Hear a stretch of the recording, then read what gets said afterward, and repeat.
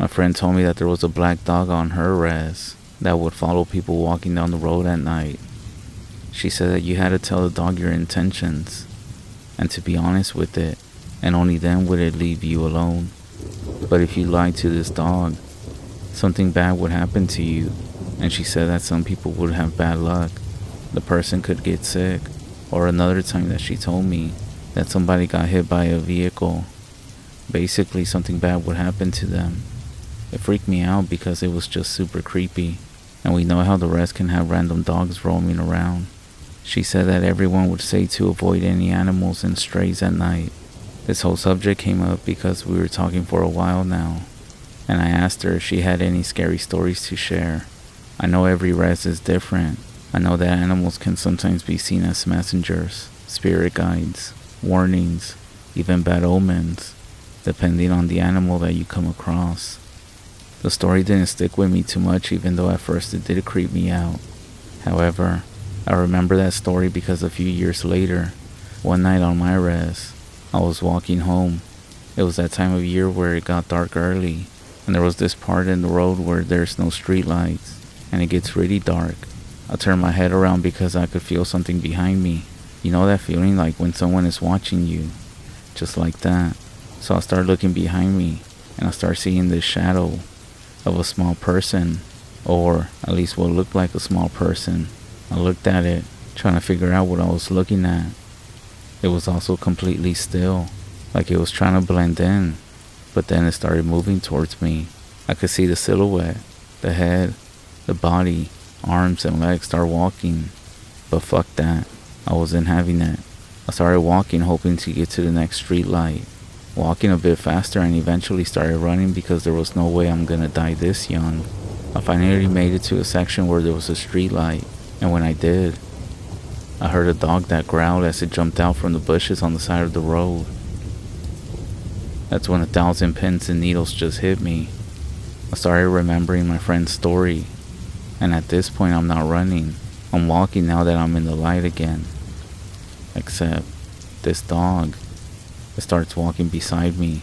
You know how sometimes a stray will follow you around, sniff around everywhere and get distracted with something, but as you walk it will continue? This dog wasn't like that. It actually started walking next to me. Except, not only was it walking, I knew it was just staring at me dead in the eyes. Remembering my friend's story, I just told the dog, without looking at it, I'm going home. I'm going home. I said it a few times, 4 to be exact. And in my head I'm like, this can't be true, but fuck it. Just to be on the safe side, I'm gonna say it. After I said it the last time, it just kept staring at me. I didn't even look its way, but I knew it was staring at me. And right after that, it simply walked into the bushes. I kept walking, and it was gone. Now, here's the creepy part. I kept walking, and not even a minute goes by, and one of my cousins is driving down the street. I know because he stopped beside me, and he invited me to go party with them. He was hanging out with his friends as well. I quickly said no. I'll be honest, I was in fear of that dog coming back, so I didn't want to take any chances. Maybe it was just a random dog, some random REZ dog going down the road like they do, but the way it was acting, it felt off. I mean, not like I was staring at it, but I felt something wasn't right, and with everything that my friend told me, I wasn't about to take any chances.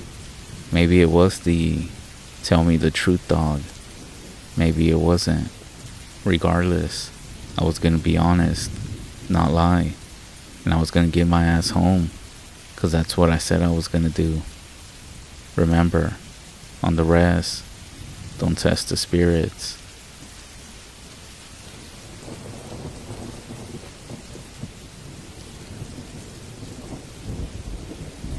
My grandma always told me to never sleep with your feet hanging off your bed, or even uncover, because something will grab you. I know we followed the rules on the REZ that we're told growing up, especially the ones that I still sort of don't understand yet, the ones that many people seem to not know about, like the one about pregnant women shouldn't hold any child that's not theirs, or If you play with fire, you're gonna wet the bed. Or like when you enter someone's home, well, hold on. You should always walk in a clockwise direction. It's the same way whenever you play board games. But the one about never sleeping with your feet hanging, or uncover, I sort of laughed when she said it. I thought she was joking, except she was serious and even scolded me by telling me why. She said when she was younger, she was half asleep one night when she felt something like cold fingers wrap around her ankles, and before she could react, she was dragged off the couch onto the floor, all the way to the front door. She did attribute this to something bad going around the community at that time, something that had been disturbed. She said that when somebody in the community disturbs something, it walks around at night. Ever since then, well, for a few years after she told me that, I made sure to sleep with my feet covered and on the bed with me. I mean, who even sleeps with their feet hanging over the foot of the bed or couch, even if I am underneath the covers? Well, several years ago, I was at a house living with 2 roommates. I'll just say at this time, I wasn't doing good in life, and drinking and smoking was not helping. Those few friends around me were also not a good influence, but I'm just glad that I'm no longer around them, and I'm also walking a different road now. So I was laying down with my feet over the couch, armrest, what do you call it, the side, and my feet were hanging off the side while scrolling on social media. The house we were staying in had 2 couches in the living room, and one of them my friend was asleep on, and I was on the other. My other friend had the bedroom, because, well, it was his house. You know when you're laying down and blinded by the phone's light, everything around you can look sorta pitch black. Well, out of nowhere, I felt like a cat walking under my feet. I didn't scream or do anything, because I thought it was a cat or something. My friend, he had 2 cats in the house as well. He would always keep them in the room, but I assumed that he left the door open or something. And after a few minutes, it happened again. I remember I was watching a video on my phone, telling myself how these damn cats, if they don't leave. That's when I felt something. I felt something cold grab my ankles and let go of them quickly as well. With that, I quickly turned on the iPhone light and looked around. There was nothing. What was I supposed to do? The only reason my feet were hanging is because I didn't fit on the couch itself. It might sound crazy, and maybe I was trying to lie to myself that it wasn't anything scary by telling myself that it was the cat trying to hang off my feet. I simply went back to my video, and nothing else happened after that. The next morning, I told my roommate, the one who owned the cats, that they had been messing with me all night. I remember I told him like, bro, you need to keep your cats out of the living room. They were messing with my feet while I was trying to sleep. And he just looked at me confused. Then he said, what are you talking about? I let them outside at night. They were never locked up. I stared at him, also remembering my grandma's story. I don't have an explanation for this. Could it have been something? Or maybe even my friend playing a prank. But I think I would have seen him or heard something. From then on, I never gone to sleep without a blanket over my feet. Has anyone else had their feet touched when hanging off the bed or the couch? Cover your feet at night, or something will grab you.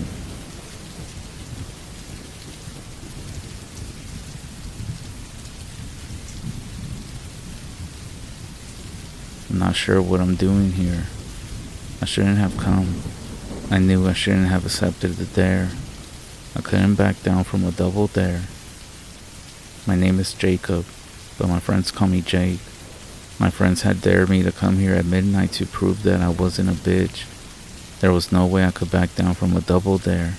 I had to, or else everyone would know that I was a coward. My friends and I were in the woods near our town, just messing around. You know, teenager stuff. Our parents had always warned us to stay away from the woods, as anything could happen out there. Of course, we didn't listen. We were 15, and we thought we knew better than them, as every teenager does.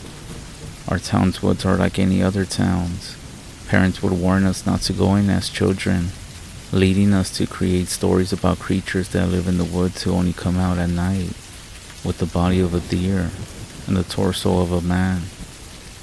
We outgrew all of these childish creations and fantasies, often going in there to enjoy a sneaky smoke or to take our new girlfriend away from the prying eyes of their parents. So we had entered the woods at just about 4 p.m. It was autumn, and the clouds were hanging low over the treetops, threatening with heavy rain that was expected for weeks now. My friends Sam and Archie, they were with me. Archie is my best friend, ever since we met in 2nd grade. Sam, on the other hand, was a big dude, towering over us at 5'11", at just 15 years old. He was the guy you always wanted on your side when you got into a fight. Now, me and Sam didn't get along very well. We had only met through a friend of a friend type of thing, and we had never really bonded well. Sam was doing his usual bragging about the stuff that he got into last night with his girlfriend that we all knew were just over-exaggerated fantasies. We had just arrived at the clearing. That was the name. It was exactly that. A clearing in the woods with a large boulder in the center. As kids, whenever we walked through the woods with our parents, we would climb to the top and yell funny phrases from our favorite cartoons at the time. We walked over to where the boulder was at. The conversation turned towards movies. We all had recently seen a scary movie together, and we were all just making comments about how we saw each other flinch at certain scenes. Both Sammy and Archie were claiming that I was the only one who jumped the most. And of course, like any testosterone-driven teen, I was on the physical defensive immediately, jokingly pushing Archie off the rock. They both talked about how I was always a chicken when watching scary movies, always jumping at every shadow after the movie too. One thing led to the other, and before I knew it, I had been there to prove that I wasn't the coward that they were claiming I was. So I had to stay in the woods with them until midnight, and then they would leave me alone for an hour to see how long I would last in the dark woods on my own. I was hesitating to accept it, thinking of my parents and stuff, and it also being a school night. But then Archie double dared me. You can't decline a double dare. I had to accept the challenge. So we hung around waiting for midnight to come. They continued their conversations, but I couldn't get involved. I was far too nervous, and dreading the moment that I would be left alone in these dark woods. They had promised me they wouldn't be too far off, and that they wouldn't be able to hear my girly screams if I got too scared and wanted out of it. It wasn't the dark that I was going to be scared of. It's what's unseen in the dark that scares me. My hands were shaking, and I couldn't stop my breathing rate as time went down to midnight. Just 10 minutes to go. 10 minutes, and then an hour standing in the pitch black woods in the clearing, proving to my friends that I wasn't a coward. Was it worth it to live for the rest of my friendship with them being called the chicken, or to stand here through 60 minutes of dread? Damn it, I shouldn't have seen so many scary movies. I couldn't focus. I kept seeing things in the corner of my eye, shadows behind trees that moved out of sight when I turned my full attention on them. I knew it was all my imagination though. Just that, my imagination. Archie's voice cut through the mist in my mind. A deer. I squinted through the darkness in the direction he was pointing. You're gonna scare it away, Archie hissed. He gestured with his hand to the left side of the boulder, middle distance. And sure enough, there was a deer. It was standing still, just very still. It wasn't grazing the grass. It was looking around for any danger. It was just standing there, with its head pointed straight, looking east. Archie smiled at me. I nodded, my mouth still dry, but I was nervous. I pulled down my phone and checked the time to see how long I had before I was left alone in these woods. That's when Archie stopped me, grabbing my hand and shaking his head. The light from the phone might scare it away, he whispered. I put the phone away and squinted through the darkness again at the still, motionless deer. We stood there for a few minutes just watching it. It hadn't moved once. Yo, Sam was asking. That's when the deer moved. I saw it, just as Sam had said those words. The deer turned its head to look at us. I felt a shiver go down my spine. Not sure why, but the way it had turned its head to look at us didn't seem right. The movement itself wasn't fluid. It wasn't like the deer was afraid of the noise, and it just whipped its own head around. The deer had turned its head too slowly. It was staring at us, and we stared right back at it, and nobody moved. The woods got quiet. It was almost like the trees and animals were all holding their breath. That's when it moved again, so slowly, unnaturally. It started to walk. I'm not even sure if walk is the right way to describe its movements. It was more like forced, as if its legs didn't belong to it. Like if it was still trying to figure out how to use its limbs along the way. Jerky and slow movements, moving away into the darkness until the blackness surrounded it, and we could no longer see it. None of us said anything. That's when Sam turned to us. He ruined it. Of course he would. Alright, enough of that weird-ass deer. We're here for a reason, right? I couldn't do anything but stare at him. My heart beating so fast in my chest and my head swimming with thoughts. Archie didn't respond. Well? Sam demanded. Archie looked at me. I couldn't move. Fear had paralyzed me. I was scared of what I just saw and the strangeness of it, and the fear of the dare itself. Archie then shrugged at me. He then checked the time. 12:03, a little over midnight. Well, Archie began, but that's when Sam cut in. Let's get to it. It's bloody freezing out here. He pulled down his beanie further on his head and sipped up his coat higher. Just do it already. That way we can go back home. I nodded. I couldn't believe myself. I actually nodded, despite all my internal senses going haywire. There was no turning back now. They promised me they wouldn't be too far away, that they would be near the creek at the west entrance of the woods, about 100 meters away from the clearing that I was in. Then, they left me alone in the dark, alone out here, alone with who knows what. I cursed myself, trying to control my breathing. My heart was hammering in my chest. I let out a sigh, watching as my breath steamed the cold air in front of my face. I just had to make it for an hour. 1 hour. I'll walk to the boulder and lean against it and wait. And wait. And that's where I am right now. Still waiting. I actually shouldn't be here.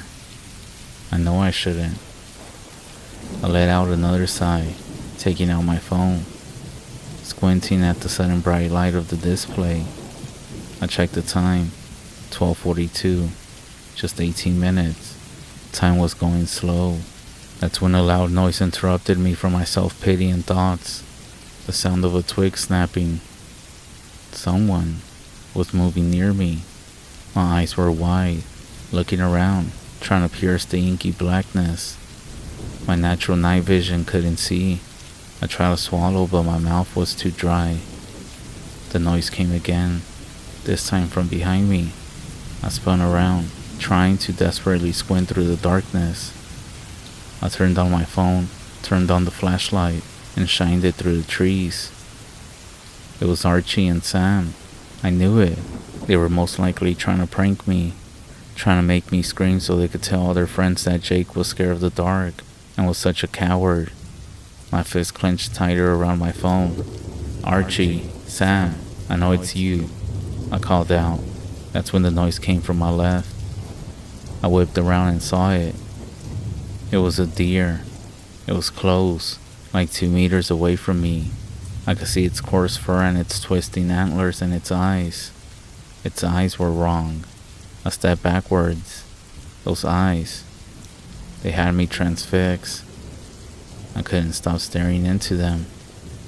That's when the deer started to move, jerky movements towards me. I was frozen in shock.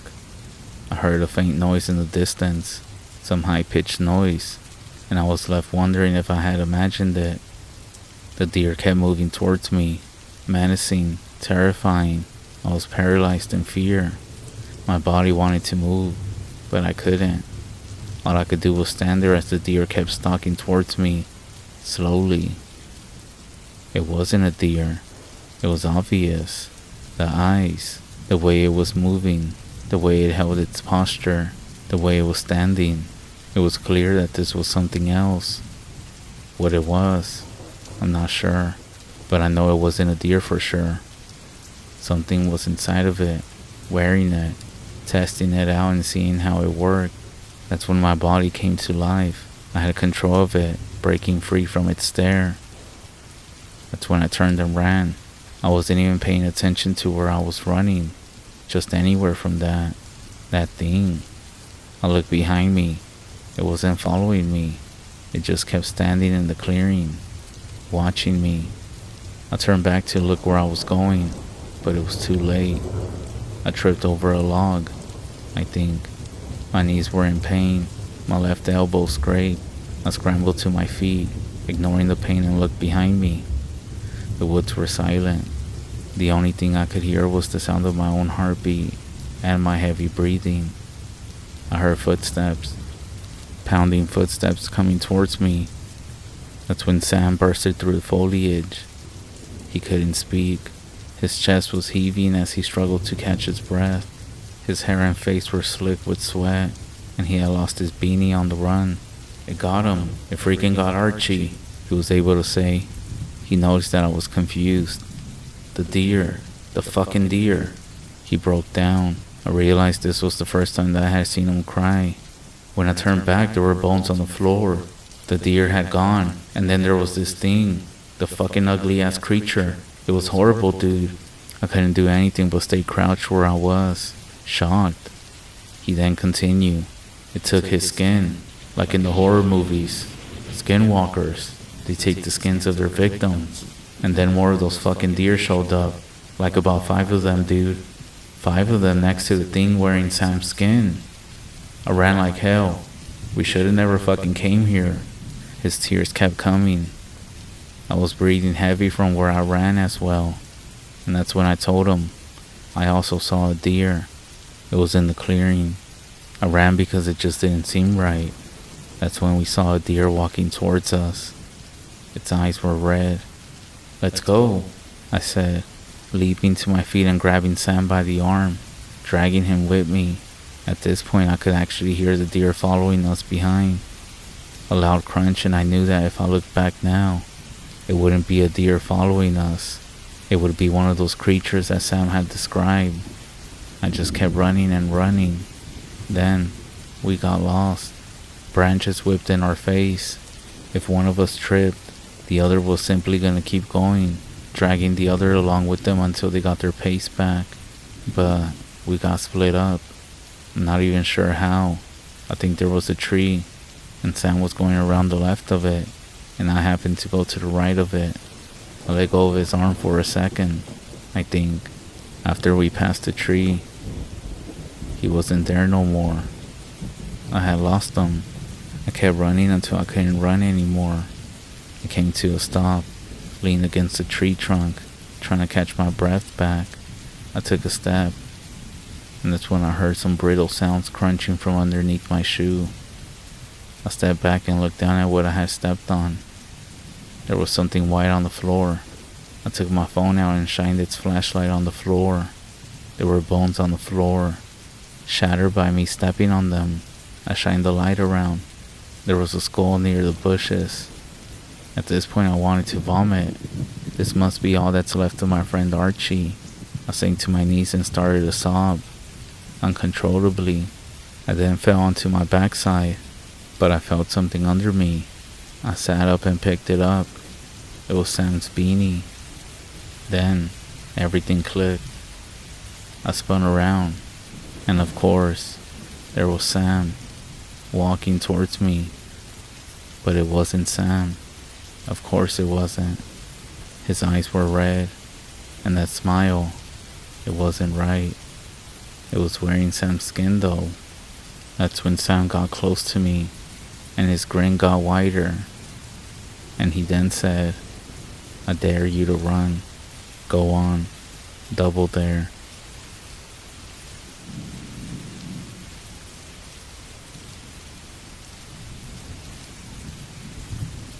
"God damn it, not again," screamed Ricky after opening the much anticipated email. Pinche pendejo, he said even louder. Hijo de tu puta madre. He picked up his expensive mouse and threw it against the wall. Bésame el pinche culo, puto. He slammed his fist down, shattering the tricked-out top-of-the-line gaming keyboard. Ricky continued to stare at the message, the words mocking him from his computer screen. The message was topped with a large header and white font that stood in contrast to the black background. Right there, the two hated words that said, Story delete. Ricky is all too familiar with these words. In fact, he should be able to recite the entire message from memory by now. Your story has been deleted because it doesn't meet the quality standards. If you feel like it did meet the standards, please state your case on the appeal.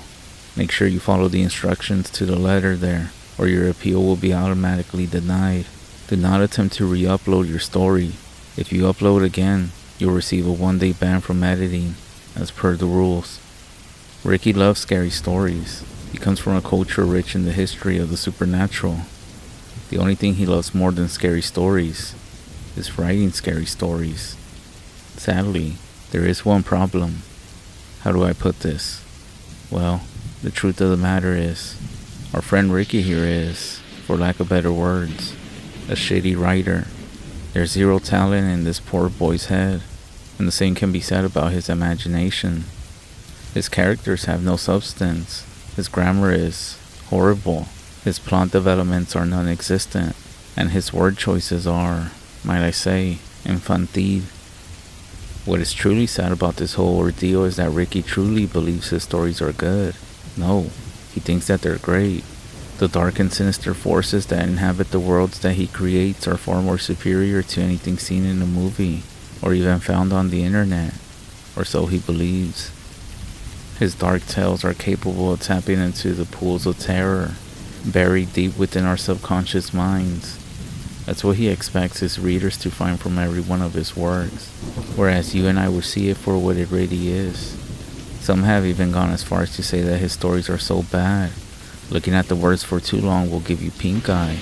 One boy claimed that after being forced to listen from beginning to end, Ricky's story gave him an ear infection. Ricky doesn't want to hear it. He doesn't like rejection, and he already has it in his head that they are not even reading his stories. He's convinced they don't even bother to give him the time of day and just delete them. Everything builds up, and his cheeks turn red as he screams out loud, "Why wouldn't they listen to me? They never even gave me a chance." He knows this to be true, especially in consideration of how they treat him and what they say about his stories. He reads every comment. Bad grammar. But I'm new to this site. Can you not just tell me what to fix or fix it yourself? A lot of misspelled words, but it's the way my character speaks. Very poorly written and awkward sentences. Well, English isn't my first language, so just give me a chance. The story is not creepy. What do you mean it's not creepy? There's a fucking witch in the story. How's that not scary? You see, Ricky is a spoiled kid from a well-to-do family. His ungrateful heart has never been denied a single demand. There was nothing he could not have in his pampered life. With such a lifestyle, he also never had a dream or aspire for greater things. Despite its value, all the objects of his desire were carelessly tossed to the side or forgotten when interest was lost.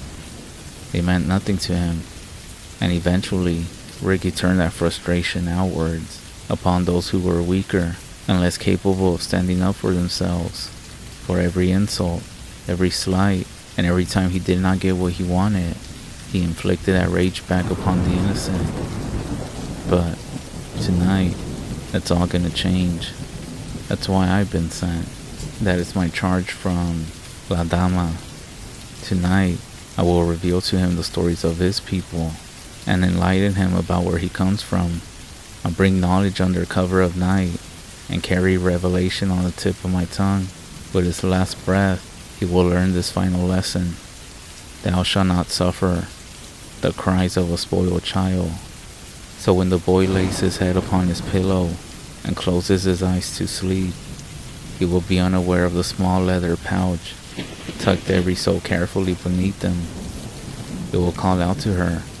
It will summon her, and she will come. She will drink, Even though her thirst for revenge can never be quenched, she will feed her hate, though its hunger can never be satisfied. But to understand the events that are going to come to pass, we must look to the past. Know this, the more days that go by, the more things stay the same. Long ago, the people of Mexico suffered from the deeds of corrupt men, and they had to suffer through the true rulers of the land, the cartels. While savages and brutality swept across the plains and darkened the skies like a cloud of locusts, a small village in the city of Mexico prospered, untouched by the evils of man. In those days, the villages were weak. They couldn't defend themselves against the powerful and corrupt man, infected with the sickness of greed. Government and town officials lined their pockets with the sweat and blood of the poor. No justice or protection ever came for the people. Farmers' crops were plundered and destroyed. Workers were kept in constant poverty. Their sons would be taken against their will to replenish the numbers. It was the daughters of Mexico who suffered the most. Many mothers and fathers could only mourn before a single lit candle, for there was not a body to bury for the funeral. They would live their lives knowing what became of their beloved child. Too many shallow graves sprinkled the countryside with the bones from unnamed girls. Among this violence, all but one village suffered, those of questionable character and darkness in their hearts. They wouldn't enter the borders of this town, for its people were under the care and protection of a powerful curandera. Her name was known from afar, and her magic was strong. The evil man knew this to be true, and they would not risk her wrath upon them. This ate away at their egos, and soon they began to plot among themselves, in secret, in darkened rooms. They planned to get rid of this woman. Early one morning, the curandera awoke to the sound of a child's cry. It was not a cry of terror, but a cry of pain. She ran out of her small house to see a boy sitting on the dirt path that ran alongside her home. Next to him was an old bike. Hitched to one of the wheels was a weather cart, carrying a large wooden box. He sat crying on the ground, clutching both his arm and leg.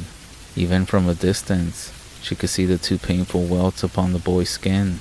The curandera knew what happened, and she took a glass jar of something from off her shelf. She went out to the boy and warmly said, "¿Qué pasa, mijo? What's the matter, little boy?" No answer came from the boy. A little irritated, she asked him, "¿Te pica algo? Did something sting you? ¿Fue una avispa o una hormiga? Was it a wasp or an ant?" Again, the boy said nothing. The curandera was becoming annoyed. She looked carefully at the boy who was sitting silently before her. From the clothes that he wore, she knew he was a rich man's son, most likely the child of an elected official or a member of the town's elite. She then gently applied the medicine to the two painful stings. The skin was hot and bright red, surrounding a lump the size of a large grape. After she finished, the boy simply turned and jumped on his bike and pedaled away without a word. This angered the curandera, and she made a mental note. In the very near future, someone will need to teach this boy some manners and the importance of respecting his elders. Shortly thereafter, the curandera went about her day-to-day business and forgot about the rude little boy. That night, after the curandera had laid her head down to sleep, she woke up to a loud bang. Her door had been broken down by several large men. They tied her hands and they gagged her mouth to prevent any chances that she might say a spell on them. They took her wand, the one that was made out of the sacred Huatulco wood, and snapped it in two. They removed her saco de curación, her medicine bag, from around her neck, leaving the poor woman completely defenseless now. The man dragged the woman before the town's clergy, who were the most corrupt of them all. They denied any opportunity to defend herself. The curandera was accused of witchcraft and blamed for this year's poor harvest. They said she was in the league with the devil, and they proclaimed her to be a bruja, so they sentenced her to death. Everyone cheered upon hearing the verdict. She looked across the crowd and mourned at what she saw, the faces she had known for so long, those faces who came to her when they were sick or needed healing, and their place were hateful and dark eyes. filled with the bloodlust of an angry mob.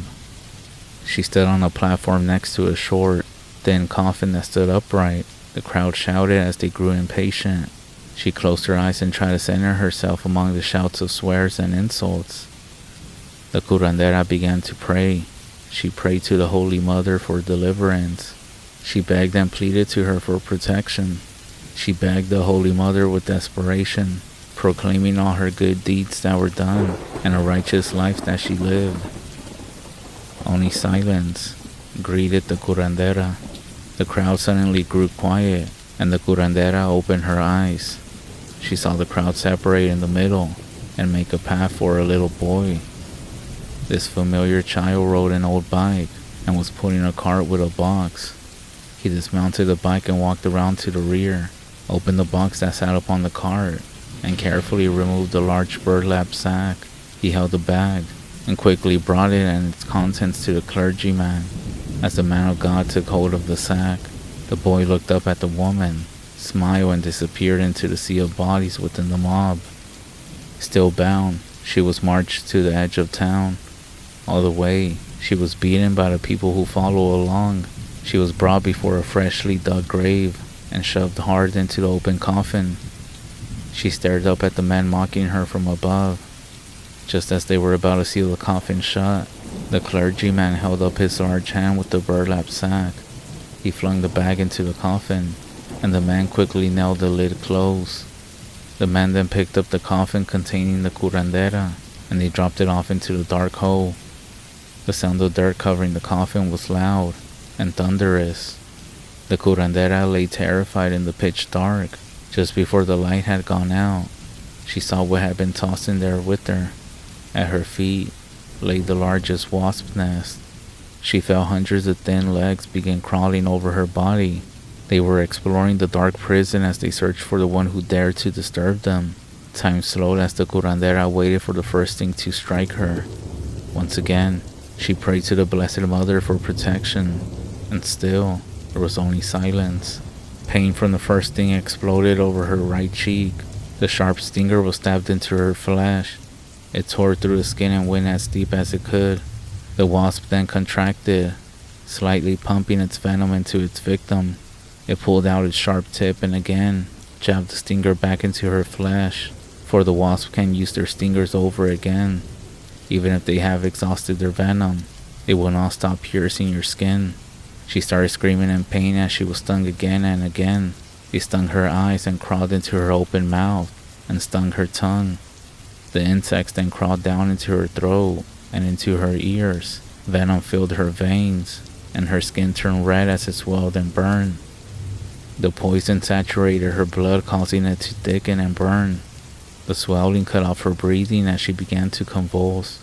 This actually angered them even more, and they started stabbing her more relentless. Blood trickled from every puncture. Not a single spot on her body was spare. The pain continued to grow. She was about to call out to the Virgin Mother. Then she stopped herself. Betrayal and abandonment hit her deeply, causing her more agony than any wasp could. Anger and hate consumed the woman. She knew what she had to do. She would call out to somebody else. She would call out to La Santa Muerte, the Holy Death. Santa Muerte, I call on to you. I offer myself to you. I deny the Holy Mother. I deny the Father. I deny the Son. Take me, and I will do thy bidding. The curandera lay motionless in the darkness, wheezing and gasping for air. Her stings upon her skin were stretched until it tore from the swelling. The swarm of insects continued to poke and jab with their long stingers. The buzzing of the wings was deafening. Then suddenly, all was silent. The scraping of long fingernails traveled down the side of the coffin. The curandera tried to open her eyes, but her face was too bloated. It mattered not. She had no sight as the stingers had penetrated her eyelids and filled her eyes with venom. The scraping stopped, and the curandera heard the low and ancient voice of a woman speak. Mi hija, que te pica? What's the matter, my daughter? The crowd hadn't dispersed when the ground began to shake. The man had lingered and were congratulating themselves and laughing when the ground opened up. Black thorns emerged from the soil where the curandera laid, and the dirt blackened. All was still for a moment, until a deep and non-human noise was heard from the sky. It called to its new disciple beneath the ground. The villager cowered when the low voice boomed from the cracks that spread out from the spot of the woman's unholy grave. I curse you. I curse your children. They will taste the venom that now flows in my veins. When I hear a child cry, I will come. I will come for your children. They will feel my sting. I will nest within a hole made from their skin. I will use their bones for stirring my brew. I will quench my thirst with their tears. I will dance to a song made from a symphony of their screams. She let out one final scream of demonic rage. 3 days later, the boy who was held by the curandera disappeared without a trace. It was fate that brought them together. He had been tasked with finding a wasp nest. It was by chance that 2 of them escaped and stung the boy near the curandera's home. She had shown him mercy, and he had repaid her with rudeness and betrayal. An empty bed was all they found, except for the small pouch hidden underneath his pillow. Within it, they found it had only a piece of paper, ash, and a lock of hair cut from the boy's head. She still keeps a part of him on her at all times, even to this very day. As time went by, more and more of the children disappeared. Eventually, like the righteous curandera, the little village died a slow and painful death. The people in that area still speak of this dark bruja. It is told that when the days are shortened and the nights grow cold, the children must be especially good and obedient. For if a child is spoiled and shows no respect, La Bruja will find you. They say she is dressed all in black. She can fly long distances and climb up a wall. She will tap on the window and tempt the child to let her in. Her nails will click and tap on the window pane until the child hears her voice from the darkness. So that's the story of La Bruja. She is my lady, and I serve her well. I find those children who are spoiled and rotten. I find the ones most deserving of the fate that my lady brings. And who am I? Well, let me just say that I am someone who is familiar with matters such as these. But that's a story for another time. I will tell you this. I am not an angel or a demon. La Bruja has no mercy. She holds dark and powerful magic from a source of hatred and rage. So listen to my words, little boy or little girl. Do what you're told. Be on your best behavior. You don't want to end up like Ricky here. There will come a night when you will hear tapping at your window. As the buzzing of 1,000 wings fill your ears, you will hear the low voice of a woman asking, ¿Qué te pica, mi hijo? What's the matter, my child?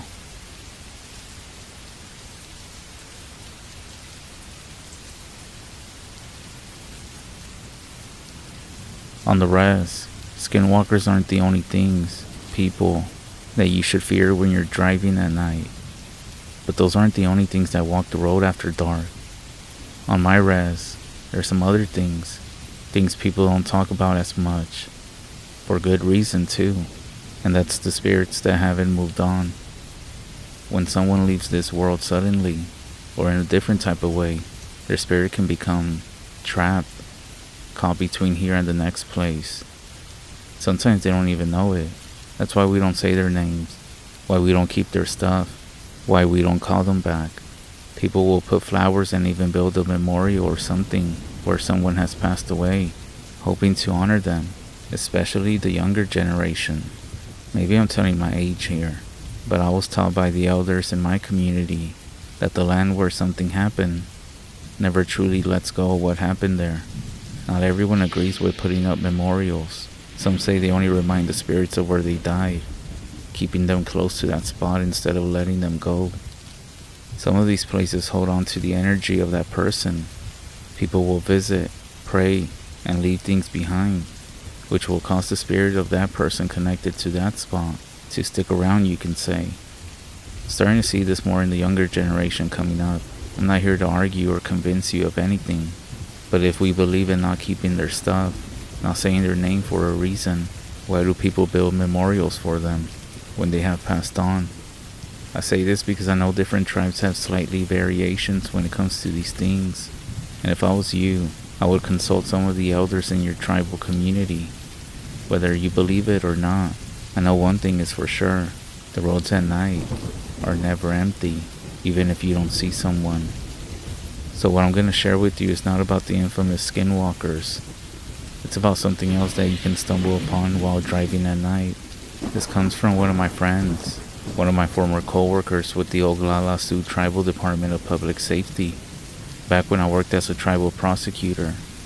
I can't remember the exact year it happened, but there was a tragic car crash about 1/4 of a mile west of Kyle, South Dakota, on Highway 2. A young lady was coming into Kyle from the west when she lost control of her car. This happened due to a dip in the road. Her vehicle traveled from the westbound lane and into the eastbound lane. Her vehicle then rolled. The young lady died on scene. A memorial sign was put at the site of the accident, also encouraging people to wear their seatbelts. Now, this is a true story, with nothing but true events, so I'm not going to say her name, and I'm also going to talk about this in the most respectful way that I can. If you're familiar with the location that I'm describing here, you might actually know who the young lady was. It's nothing new. Car accidents on the REZ where someone dies happen so much. It's so sad. What is different is that she was young. She wasn't impaired in any sort of way. It was simply a freak accident. You can drive into Kiowa every day and you will drive over the same dip in the road. You'll even feel the car move up and down as you pass over it. You go through it so often that your mind simply ignores it when you drive over them.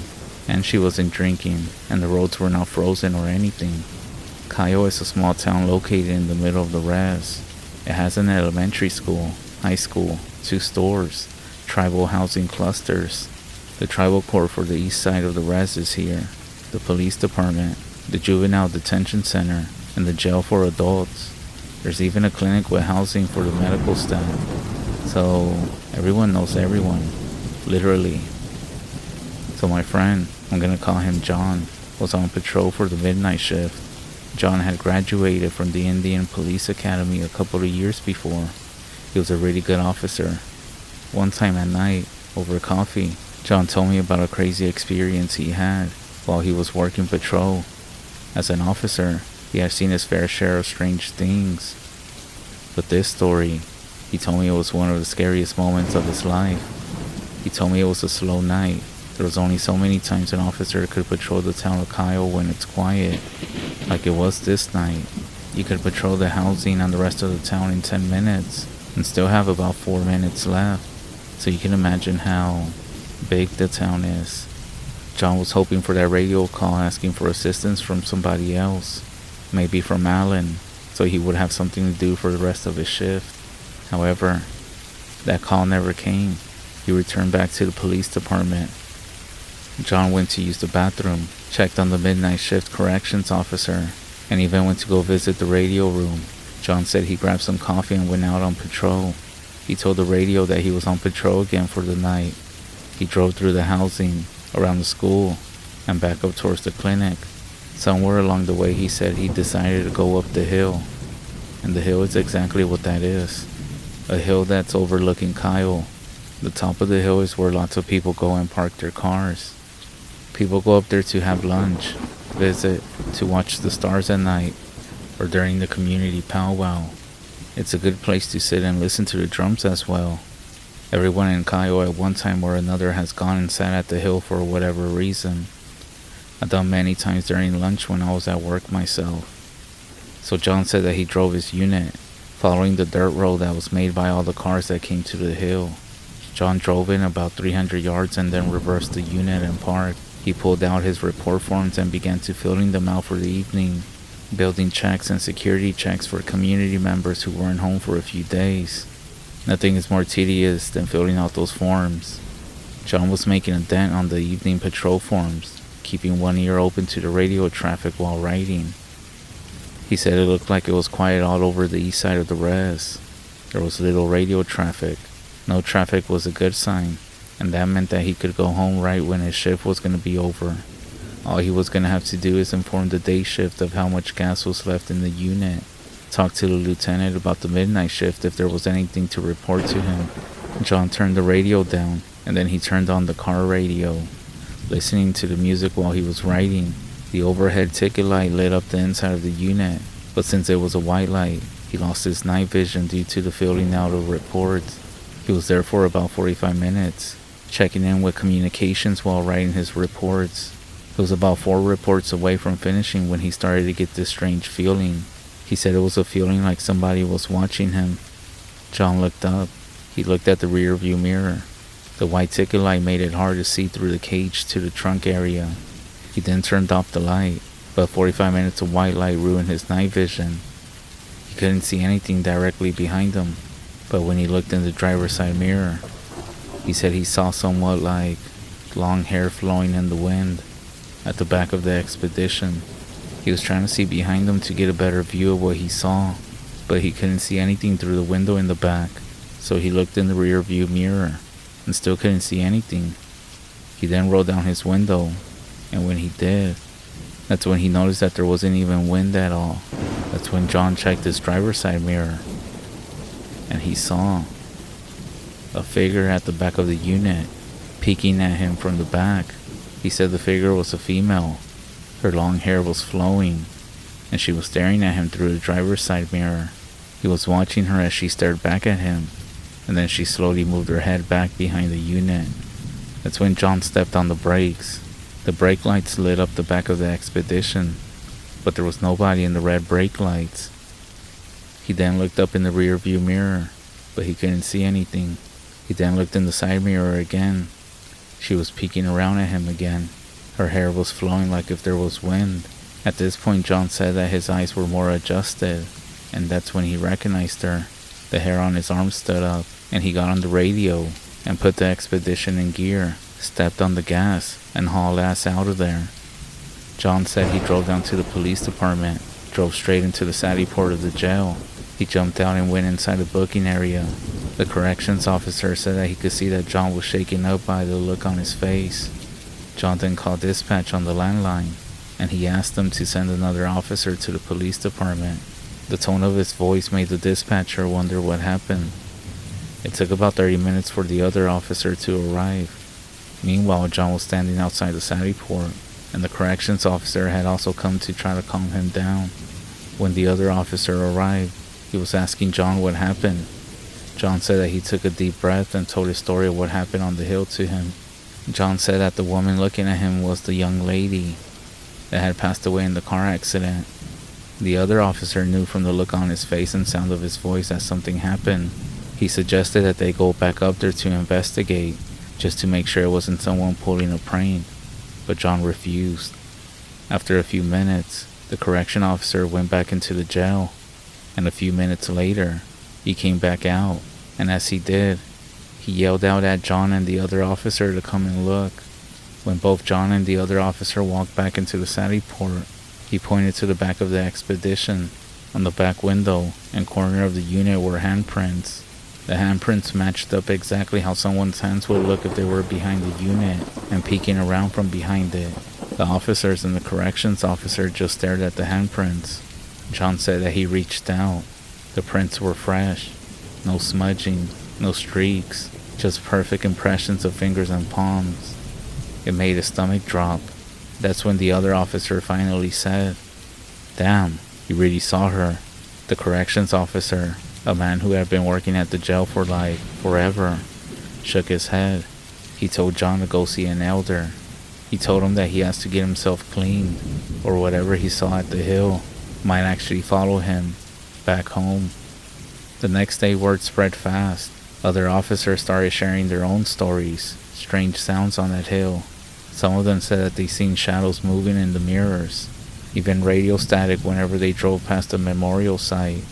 Some even said that they had this strange feeling every time they patrolled near the dip in the road where the accident happened. It wasn't long before the community elder stepped in after hearing what happened to John. They gathered the family of the young woman and explained what needed to be done. The family, though grieving, understood. Family and friends only wanted to honor her in a special way, but in doing so, they might have caused something. The elders advised that the memorial be taken down, that prayers be made, and that a proper ceremony be held to guide her home, if it truly is her. A few days later, it was done. The memorial was removed. Afterward, all the strange occurrences stopped. No more strange feelings from the officers whenever they would go over the crash site. John never went back to the hill at night. He said he had seen enough. My buddy John is set to retire this year. This happened a while back, and so that whenever you're driving down an old country road, a road on the REZ, or the highway, and you see a cross or some kind of memorial around, keep your eyes open. You just never know what might be watching you back when you look at your mirrors at night while driving.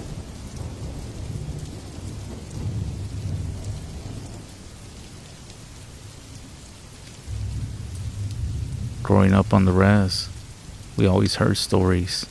People warning us about things we shouldn't mess with. Spirits, skinwalkers, curses, things that follow you if you're not careful. As kids, we laughed about it, thinking that they were just stories to scare us, and that's how I grew up, until something happened. But I'll get to that part later on in the story. When I was younger, I couldn't wait to leave, and when I finally left, I didn't think twice about it. My wife grew up traditional, the same as me actually, not really believing in these type of things. So we wanted to start somewhere new, and so we traded everything for the city life. Not exactly the city life, but you get the point. We moved away. What I'm about to tell you is real. It's the scariest thing that's ever happened to me. You might not believe me, and I actually hope that you take this as entertainment, even though you might think I'm crazy. But for those who do believe me, well, I hope if anything, it teaches all of us a lesson. I am going to warn you that if you're Catholic or a Christian, some parts are going to be a little bit disturbing or offensive. So please forgive me in advance, but I have to share everything with you so you can understand. It's a roller coaster. So me and my wife rented an apartment. After a few years, we were finally able to buy one. It was in a very older, peaceful neighborhood, surrounded by big trees that gave it life. Just very different from the rest, at least from the part that I grew up in. The streetlights were the old-fashioned ones, with a warm orange glow, which provided a little bit of light and often burned out. I want to mention that both of us have always loved dark and supernatural themes. And this home, well, this block, it made it feel more like this. We loved it. I do want to point out that me and my wife were both now Catholic, at least what do you call it, practicing. But as the years went by, we stopped going to church, and eventually we just stopped. I remember when everything started. It was a Friday night. It had rained most of the day. For a lot of people, Friday night means going out partying, staying up late, going out, hanging with friends, drinking. But for me, it means finally being able to relax after a week of work. I remember getting home that evening. I parked my car into the driveway. I walked towards the front door. I looked up at the sky, dark clouds, and some drizzle, and wind, and thunder was telling me that a storm was coming. Looking back, I just knew something was going to happen. There was nothing obvious, no reason for the uneasy feeling twisting in my gut, but it was there. The house looked the same as always, warm lights coming through the windows. I caught myself stopping at the door, fingers resting on the handle for a second longer than always. What's this feeling? What was this? I remember something feels different. Maybe it was the silence. Normally I would hear my wife moving around inside, the cat scratching at the door, waiting to greet me, but tonight, it just felt different. I shook off the feeling, telling myself I was just tired. That was the first mistake. I walked through the door and my wife greeted me with a kiss. even though she wasn't as excited as other days. I guess because she felt my clothes wet. So I went over to take a shower, and after that we had dinner. It was the perfect night, the start of the weekend, watching scary movies with my wife, and having the cliche background of thunder, lightning, and rain. Our cats also had their dinner. They seemed so relaxed by the sound of the rain that they fell asleep, not running around as they normally do. After dinner, we decided to go to the balcony to watch the rain and just enjoy the beauty. Since it was covered, we didn't have to worry about the rain hitting us. At this point, the storm was at its strongest. The rain pouring and the sky being filled with lightning. One lightning was so strong it brought light to the whole street for a quick second. And almost 2 seconds later, a thunder sound caused by a lightning strike was so strong that it made all the windows in the house vibrate. It seemed like it had shaken all the houses around, and in that moment, everything went dark. The power went out, and the rain got stronger to the point where we couldn't see the houses across the street. The water that was falling became so dense that it seemed like there was nothing behind it. We decided to stay out there as there was no point in going back in, since it was pitch black. Plus, the lights had gone out in the past a few times, but they always came back in about 30 minutes or so. Well, we stayed out for about an hour, all cozy with each other. Suddenly, that's when we heard something. I swear, we heard what sounded like the door to the house open, as if someone had came inside. We looked at each other until my wife asked me to go check what happened, then told her for both of us to go just to be on the safe side. So we grabbed our phones and turned on the flashlights to go look. At first, we thought that somehow it had been the cats, but we knew that couldn't be it. It couldn't open the door. We did go around the house looking for anything that could have caused that noise, but we didn't find anything. We looked everywhere, but we saw nothing. We returned to the balcony to try to calm down and wait for the lights to come back on. And well, to be honest, we love the supernatural, scary movies and everything, but there is still a little bit of fear one can get, no matter how much you claim to love it. I say this because the darkness outside felt less scary than the darkness inside. After about another hour, the lights still hadn't come on, so we decided to go to bed like that, trying to forget about what we heard. As we fell asleep, something woke me up throughout the night. I'm not sure what it was, but I lay there in bed looking up. I could still hear light rain outside, and I could tell that the lights still hadn't came back on. But that's when I heard it. The sound that I assume is what woke me up. From downstairs, it sounded like someone was calling out to our cats, or trying to get their attention. I tried hearing more, and it definitely sounded like talking. And then, a giggle.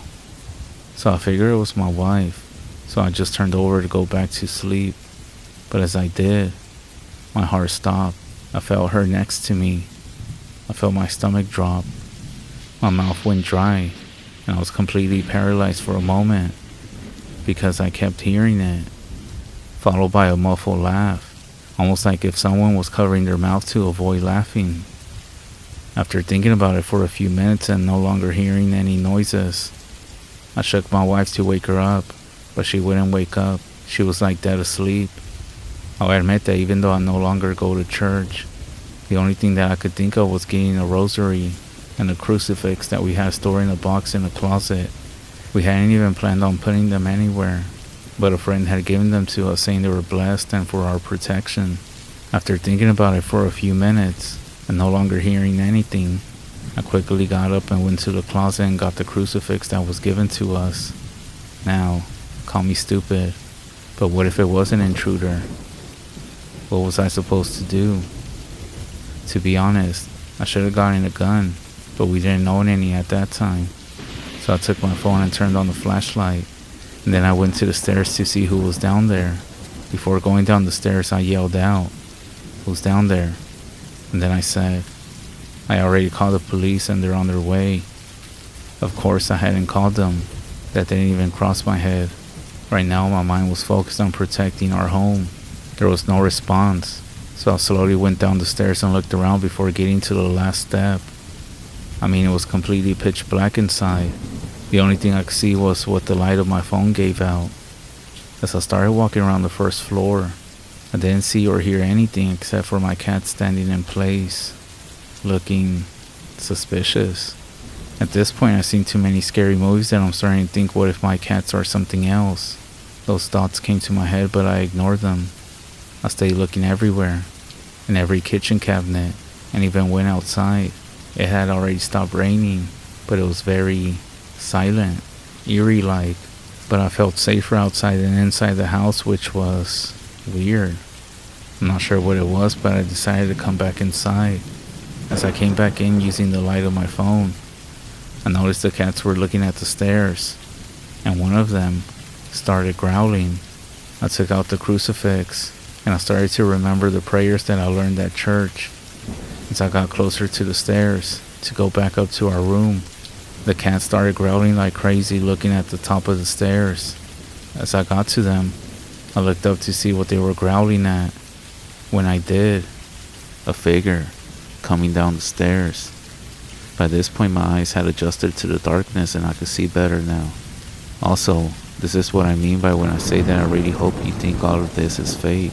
Shit, I wish it was, but I hope you take it as entertainment. I saw the most horrifying thing to this day that I have ever seen. An image. This image that I can't get out of my head to this day. Everywhere that I look, I see it.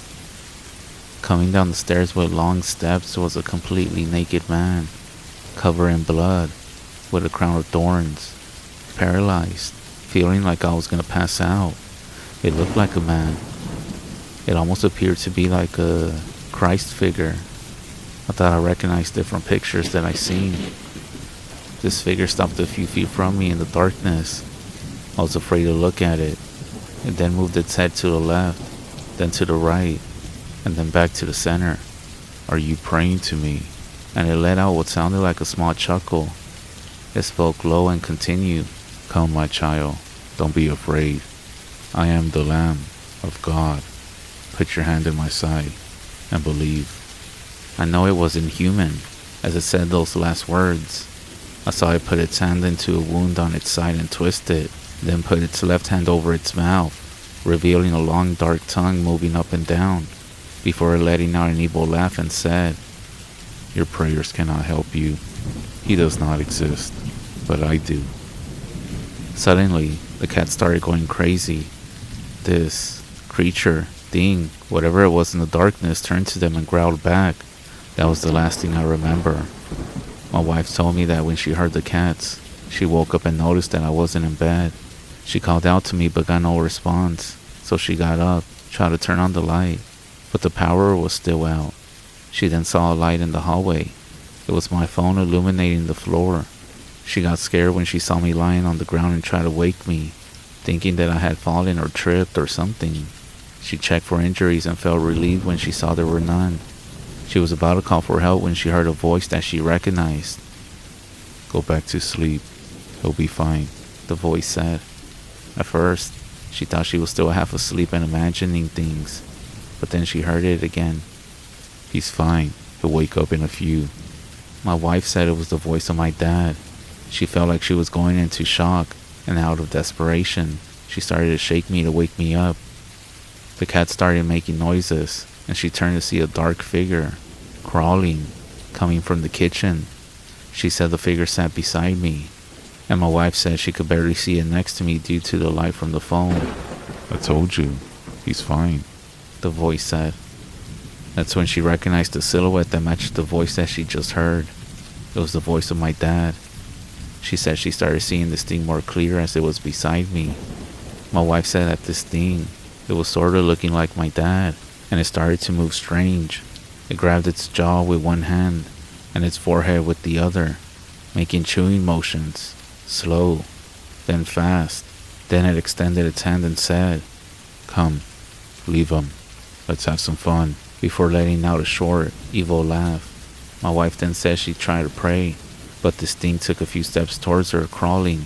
Then it sat up on the floor, crossing its legs, resting its elbows on its knees, and its head in its hands. It was so close that my wife could see it smiling. "Now, let's pray together, for him, to the man on the cross," it said. My wife began to cry because she was scared and didn't know what to do, so she closed her eyes tightly and screamed when she felt something lunging at her. But it was Julian, one of our cats, who started growling. She then said that she kept hearing someone laughing around her, but she didn't want to open her eyes. She sat there, holding Julian, for what felt like hours with her eyes closed, until she finally fell asleep, or blacked out or something. All I know is that when I woke up, I felt weak, dizzy, confused, not knowing where I was, almost like if I had slept for days. I saw my wife laying down at my feet, still asleep, with Julian beside her. I woke her up, and she looked at me for a moment before just hugging me. Keep in mind that we both had no idea what we experienced just hours before, because apparently I was knocked out, and I had no idea what my wife had gone through. At this point the power was back on, and we saw the light in the bedroom was also on. We both got up and I asked her what happened and why she was crying. She told me it was nothing, that she had gone to the bathroom and found me laying down on the floor. She tried to wake me up, and when she saw I wasn't responding, she thought something had happened, but it was nothing to worry about. I doubted her story because I was starting to remember bits and pieces of what I had experienced at the stairs. I told her what I remember, and then she shared what she had experienced as well. For a long time, we just sat in silence, both of us trying to make sense of what happened. How do you even explain something like this? We tried convincing ourselves that maybe we were just half asleep, that maybe stress was getting to us, but we both knew something was going on. Still, we tried to rationalize it. Maybe it was just our minds playing tricks on us. Maybe it was all the scary movies and scary stories we consume daily, bleeding into the real life, making us see things that weren't really there. After all, isn't that what happens when you fill your head with too much of this stuff? You start hearing noises and seeing shadows. Maybe it was a one-time thing. Maybe we just had nightmares.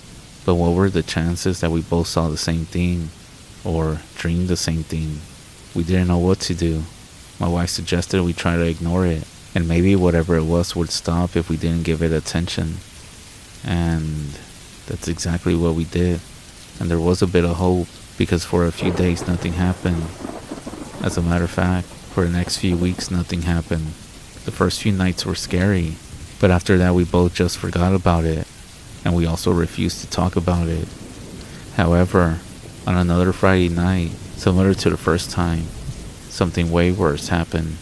I woke up to a light pain, like something had bit me on my heel. At first, I thought it was one of my cats, but when I was able to wake up, I heard a voice from the foot of my bed saying, "My son, do not fear. Do you not want to eat my body? Do you want to drink my blood?" When I heard those words, something licked the sole of my foot and said, "Consume my body, and I will consume yours." I felt this horrible feeling in my stomach, and I was paralyzed. I couldn't make a sound. I closed my eyes tightly and tried to think of something else, to imagine myself far away, but I couldn't. Then, I heard a second voice. "My little one, come, mommy's gonna take care of you."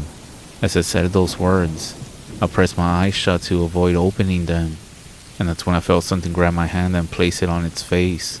I felt my heart beating so fast that I thought I was gonna die, especially what I felt with my hand, something like a pile of warm raw meat. That's when I remembered to pray. "Our Father, who art in heaven, hallowed be thy name. Your kingdom come, your will be done." I then heard the voice laughing. It then said in a strong, mocking voice, "Your prayers can't help you. He does not exist, but I do. Your kingdom come, your will be done." I couldn't continue. I assumed this thing could hear my thoughts and knew the type of fear that I had.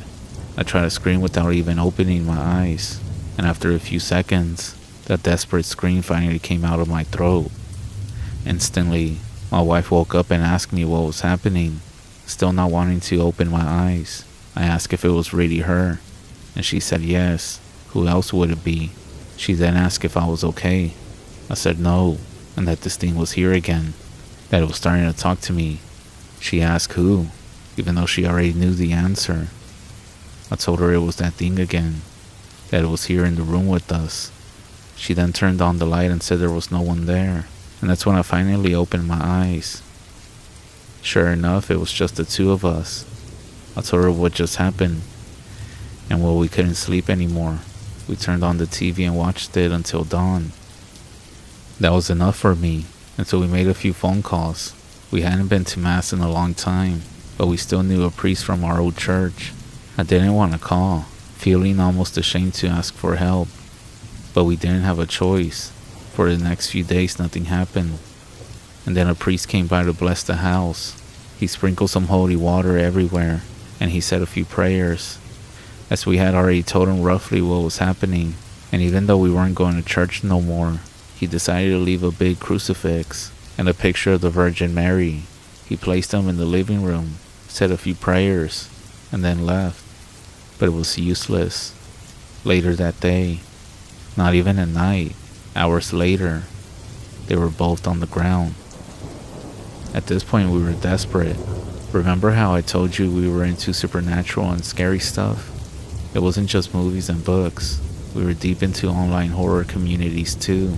We had joined a few Facebook groups for collectors and paranormal investigations, and some pop-up events in our city. It was mostly for fun, but I figured if anyone had advice on what we were dealing with, it would be somebody in this group. So I made a post. I didn't go too much into detail. I just said a quick summary of what happened, and that we had already tried a priest. I figured that people were just gonna joke around or tell me it was all in my head. But there was somebody who said, "There's a witch doctor in your city. She deals with things like this. If the priest couldn't help, she might be your best shot."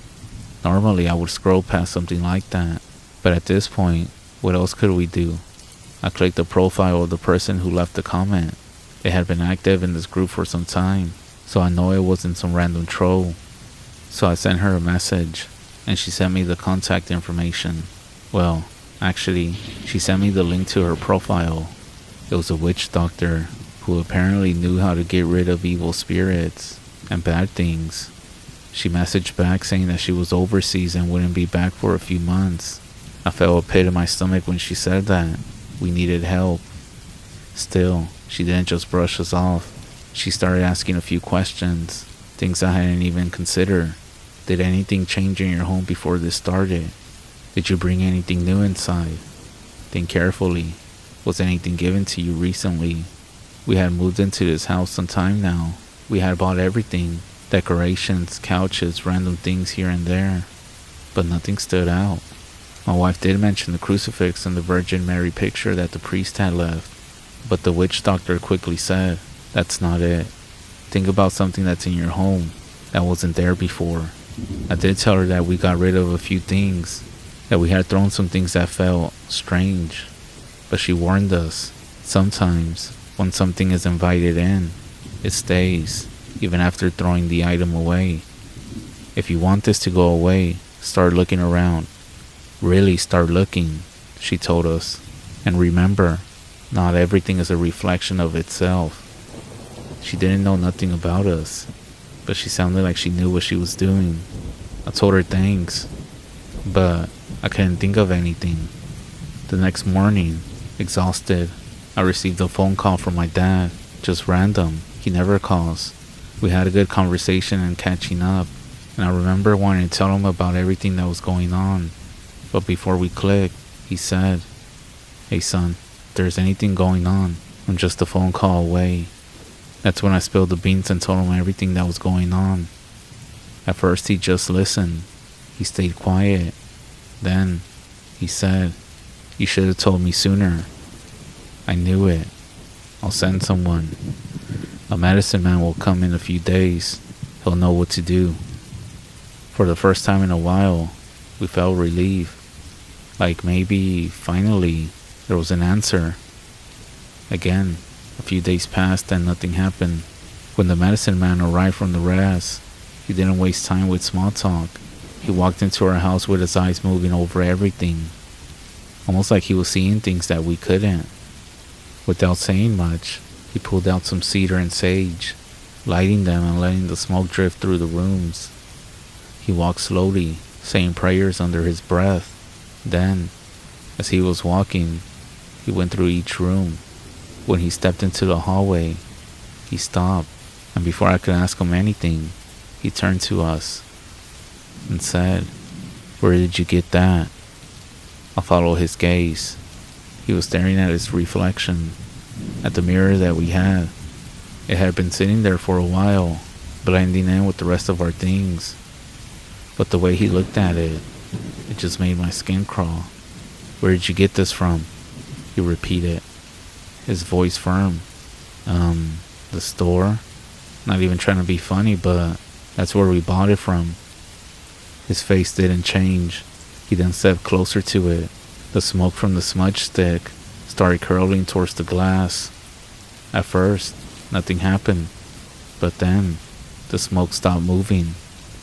It didn't rise, it didn't swirl, it just hung there. The medicine man took a step back, gripping the bundle of sage. "You need to get rid of this." When he said this, I was shocked. Not even shocked, more like just surprised. Before I could even answer, he said, "Now. You need to get rid of this now." My wife and I didn't argue. I grabbed the mirror, pulled it off the wall. "Take it outside," the medicine man said. I carried it straight to the front door, walked down the driveway, and put it on the curbside. And yes, I went back inside, grabbed a few trash bags, went back out, double and triple bagged it, and left it out there. For a moment, I just stood there, staring at it. Something about it felt wrong, almost like it was calling out to me, wanting me to pick it back up. I walked back inside, closing the door behind me, and for the first time in weeks, everything just felt better. That's when the medicine man said, "Now, a cleansing must be done." We followed everything that he said. The house was cleansed. But I want you to understand something. It wasn't that the blessing from the priest didn't work. It wasn't that Catholicism had failed. The issue wasn't in our prayers, or in the holy water, or the crucifix. The issue was the mirror. It was still there, still in our house, until we finally let go of what was inviting this thing in. It was never gonna leave. You see, it's not just about fate. It's about what we allow to stay in our lives. And if you let it in, it will stay. Now what about the mirror that we had? Even I knew the teachings of not to shop for used stuff, but this wasn't bought at some antique store or thrift store. But it clicked. I remember we got it at a special price. Clearance, because someone had returned it. So maybe it was used. I mean, it was like new. So I guess we didn't know who had it in the past, why it was returned. A cursed object? Maybe. Now, I know what you might be thinking. See, the traditional ways are the true. Or maybe you're wondering if this proves that Catholicism doesn't work. But let me be clear. I'm not here to debate religion or to even convince you what to follow. That's not the point. Everyone has their journey that they're traveling through. All I know is that my dad and this medicine man, they knew what they were doing. And whatever was in our home, it left. Would it work with the priest if we had been closer to the church? Maybe. All I know is that this did work. And let's just say for now, me and my wife are starting to follow the old, traditional ways.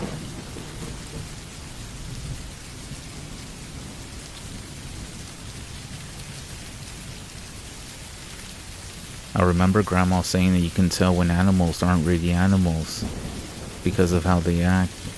They have the shape right, but they don't know how to really act like that animal. I'm referring to the Skinwalkers by how they move.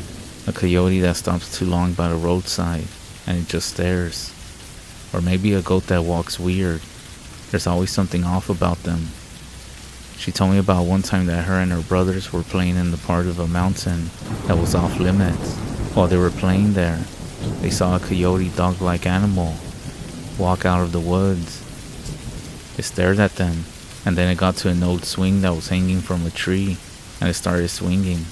Imagine that. A dog walking on two legs, getting on a swing, and just swinging back and forth, staring. She said they took off running and never went back there again. You see, my grandmother used to sit and talk with my mom and dad about life on the REZ, things that she experienced as a little girl, and even later as a young woman. She was born in 1907, and keep in mind she lived in a very difficult time. Policies, segregation, boarding schools, loss of land. Anyways, she told stories about the hard times and racism and oppression that she had experienced. She also explained how her own grandmother was what we would call a witch. Now, I know we're talking a few generations back, but yeah, my grandmother used to say that her grandma was an actual witch. Not a person who listened to dark music and dressed all in black, but an actual practicing witch. She dealt with spirits and curses, as well as healing and medicine. She was well known in her time, and she had a reputation even among other tribal members as someone you wouldn't want to mess with. She also told me about one time that she followed her grandma to a medicine meeting. She was spying on her through a hole in the lodge, and what she saw was pretty scary to her. You see, the people inside were dealing with powerful witchcraft. So powerful, in fact, they could do so little as point to each other, or to other people, and they would be knocked flat on their backs. She said they were changing form at will, and making themselves look like animals, or shadows, or some sort of mist. So even though the story might sound strange, and I know it sounds made up, my grandma used to say that this is just the way the world is, and that such things happen all around us. Let me know if you want to hear some crazy ass stories that my grandma would tell me. Well, about her own grandma. One day my grandma said that while she was still a teenager, she and a few of her friends went on a joyride down around the countryside. Keep in mind that back in those days cars were pretty brand new, and it was a wild and crazy experience to go all around without the need of horses. Pretty incredible stuff at that time. It felt free and liberating, and it was actually going quite well until they got around an old train tunnel. That's when the car slowed down and just stopped. At first it was no big deal. After all, none of them, maybe except for the driver, really knew how cars work. So this could have just been something that happens after a while. The owner of the car did know a thing or two, and he hopped out to take a look into the trouble. The driver was a little bit confused because all indications were that nothing was wrong, even though I'm pretty sure nobody knew how cars work. For all we know, it could have somehow came to a stop and he simply was maybe not turning the ignition all the way. This is where it gets weird. People in the car were starting to feel uneasy. Darkness was approaching, and soon they were going to have to decide to walk home. There was no way around it. Nobody wanted to do that, and there was something else. It was very quiet. Grandma said it was like the feeling you get right before lightning strikes something nearby. The hairs on the back of your neck stand up, and you get goosebumps all over. There was no reason for this, because according to her, there wasn't a rain cloud in the sky. The feeling persisted. The dirt road they had stalled out on was surrounded by trees and bushes, and of course by the dark tunnel that yawned in front of them. They started talking about their options when a little dog appeared. Grandma didn't really describe the dog, except that it had a grin on its face, unnaturally at that. The other thing that was scarier than all of this was that the dog was in fact walking on its hind legs. Everybody was scared. Nobody said anything. The dog approached the vehicle and began making a circle, the whole time looking inside the car at each person. My grandma said that everybody was petrified. The dog went around the car 3 times, and then it turned to leave. She said it never got down on all fours, and in fact, it left by walking out of sight behind a bush. I guess the fact that it left must have snapped the driver out of his trance, because he was able to get the car started again, this time without any issues. Say what you want about this encounter, but because of Grandma's past experiences, I have no question that the dog was actually a person, a skinwalker. As my grandmother told the story of this dog that walked on its hind legs, it wasn't until a few years later that she learned that the old train tunnel, where the car had mysteriously stopped, was near a secluded grove where her own grandmother had often practiced her witchcraft. Apparently she used this space to conduct rituals and commune with spirits. She never did say whether this dog had anything to do with the practices that her own grandmother conducted in the nearby grove. However, she remembered how the dog approached the car and stared at her more than the others, almost like she recognized her or something. My grandmother always said that there must have been some connection between the dog's appearance and the practices that were once held there, and she always reminded us that you can always tell if it's a skinwalker or maybe something else brought up by dark practices, because there is always something off about them, whether they try to look like an animal or something else.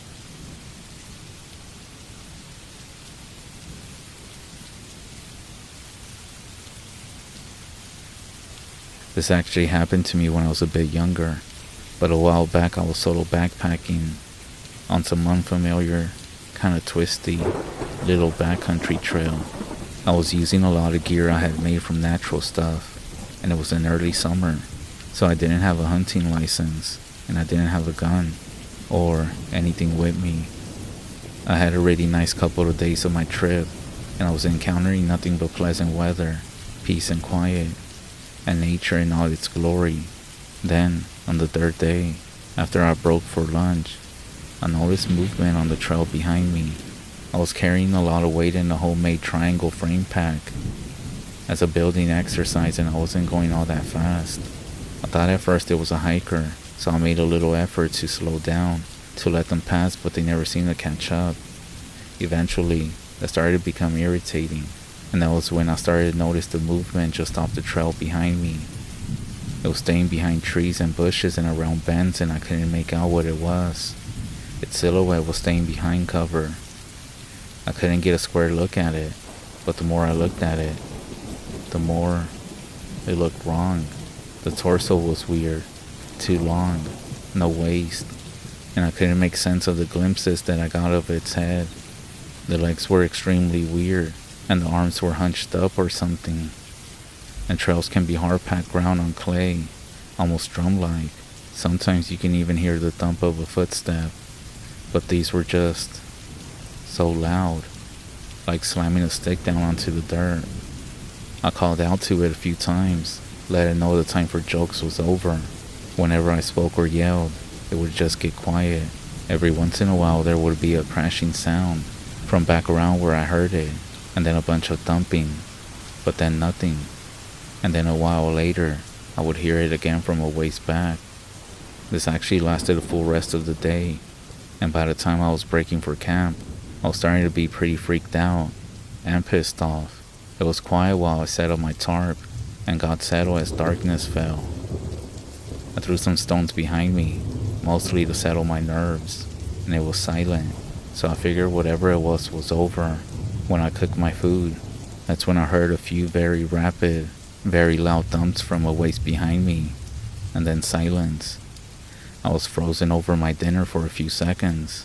I looked back and put my flashlight beam through the bushes for a few moments, and then pretty high, like taller than I was expecting to look for eyes. I saw two of them reflect back up, and then a bunch of thumps and crashing and a weird gasping, whistling, breathing sound, but like it was going into a big space in a big chest, almost high-pitched. From the distance, I then heard kind of like a gagging cough. I didn't get any sleep that night. I just sat with my back to a big tree and with means of defending myself in my lap. I was not feeling good in the morning, but coffee got me up and running, and I didn't see or hear any more sign of it for a few hours. I had been going west, kind of like in an angle to the wind, and the trail I had to switch to started going north. With the wind on my back, that's when I started to smell something awful, and I realized that I must be smelling it, because it persisted no matter how long I walked. It was rancid, rotting flesh, or something equally gag-inducing, paired with a kind of musky stink.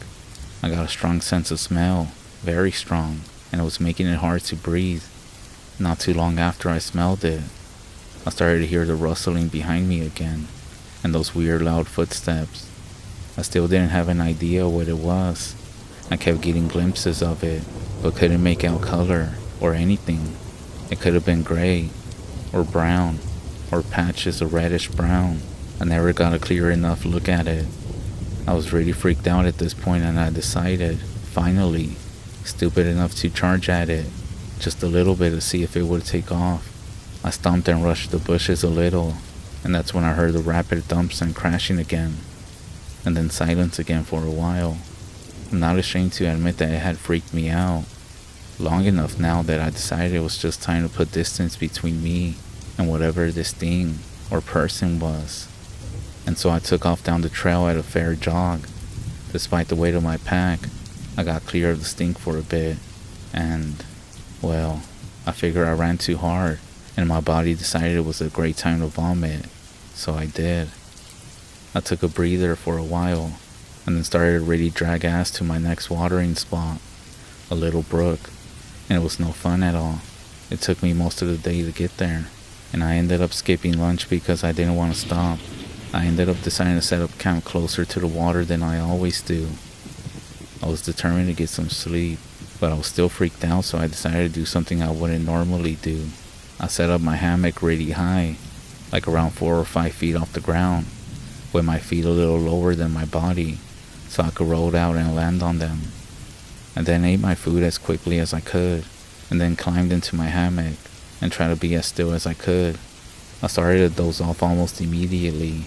A detail that I don't want to miss is that I keep my pack on another tree with my poncho over it, and my bear locker in the food bag, even further away hanging in the tree. It had been drizzling for a few hours at that point. I'm not sure how long I was asleep before I was woken up by this bizarre drumming sound, really loud, paired with the bizarre thumping, and weird breathing, and the stench was back. It took me a moment to come to it, and then I was in full fight or flight mode. The noise was so weird. I had one of those little inflatable lanterns hanging off my hammock. As soon as the light went on, the noises all stopped. Silence. Long enough for crickets to start up their bullshit again. Then, rapid footsteps, almost like somebody was running towards me. And that's when this thing finally popped through the foliage into the little area I had set up my tarp and hammock. And I could see it more clearly for the first time. It was long, torso, and thin-legged, and it moved weird. Too big of a head, apparently. It pierced through with a branch or something. Its arms were outstretched in front of it, and I could see its eyes reflecting back at me. I got that much of a glance and dropped down to the ground in my bare feet with my hatchet in hand. When I looked back up, I finally recognized it. It was a deer buck, covered in sores and dirt, and almost skeletal, stumbling around on its hind legs, and going from tree to tree snapping at leaves, or at something that wasn't there. Its breathing was super ragged and weird, and its head was floppy on its neck, and as it got closer to me, it fell down, making the crashing sound it had made before, and then it struggled back up. When it noticed me, it froze. It pissed a bunch, and then took off into the bushes. I would have laughed if I wasn't so tired. I then went to go inspect my food bag, and it looked like I hadn't tied it high enough, as it was down leaning against the trunk of the tree, and it had the ever-loving shit kicked out of it. I figure it must have had CWD or something, chronic waste disease. But damn did that fuck with me. I marked a few spots on the mud so I could find the tracks in the morning, dried off and slept for a few hours. I ended up searching around the place for a while in the morning, and it was already muddy as I was putting up my shelter. Here's the creepy thing. I found the deer prints from where it had come and left, but outside the clearing, from the direction I had heard it coming, I only found one print, a lot smaller than my feet, with a high arch and only 3 toes, and it was in deep, deeper than my prints. No other tracks that I could find. I caught the rotting meat smell a few more times on the way back. I was supposed to go 2 days further in, and then turn around, and I decided to just head back to my car at this point. I actually heard the thumping as I was getting back to where I parked, and basically ended up running the rest of the way. Well, hustling. Even though nothing happened, I have tried to brainstorm some explanation for everything that I heard and saw. The brain is a first-class asshole, so it doesn't show you what's there. Most of the time that works well enough, as what it makes you think and see are based on a library of stuff you already experience. But sometimes it's just crazy stuff. That pile of clothes on your chair just looks like a pile of clothes. But in the dark, it doesn't matter. Your brain makes it into a zombie staring at you, and it floods your blood with adrenaline in the process. After the night of no sleep, when I started to smell the rotten meat stink, which I also don't understand. I don't think that's a chronic waste disease thing as far as I know. But I kept hearing stuff, like almost musical sounding. Like if you heard someone singing a tuneless little bored song under their breath. Maybe this was my no sleep brain hallucinating, but it was still kinda creepy. I also heard that there's a phenomenon where people hear music that isn't actually being played. Apparently it has something to do with the brain, trying to fill in blank spots of our senses. Now, I don't expect you to believe me. I mean, it's not like I'm saying that I saw some sort of creature or demon. I know I got spooked by a rancid disease, injured, dying deer. Then maybe I exhausted myself and I'm letting my mind play tricks on me. I'm pretty sure this is a common experience for anyone who spends time in the woods alone. Not specifically the zombie deer part, but getting paranoid, losing sleep, and letting your mind get the better of you. Also, it got weird as I was trying to get back to my car. I didn't really sleep much, just took some 20-minute naps every few hours, and I walked through most of a single night. I wasn't having a good time, and I think my mind was playing tricks on me, and I was starting to see flashes of light at the corner of my eyes. I'll never go back there again.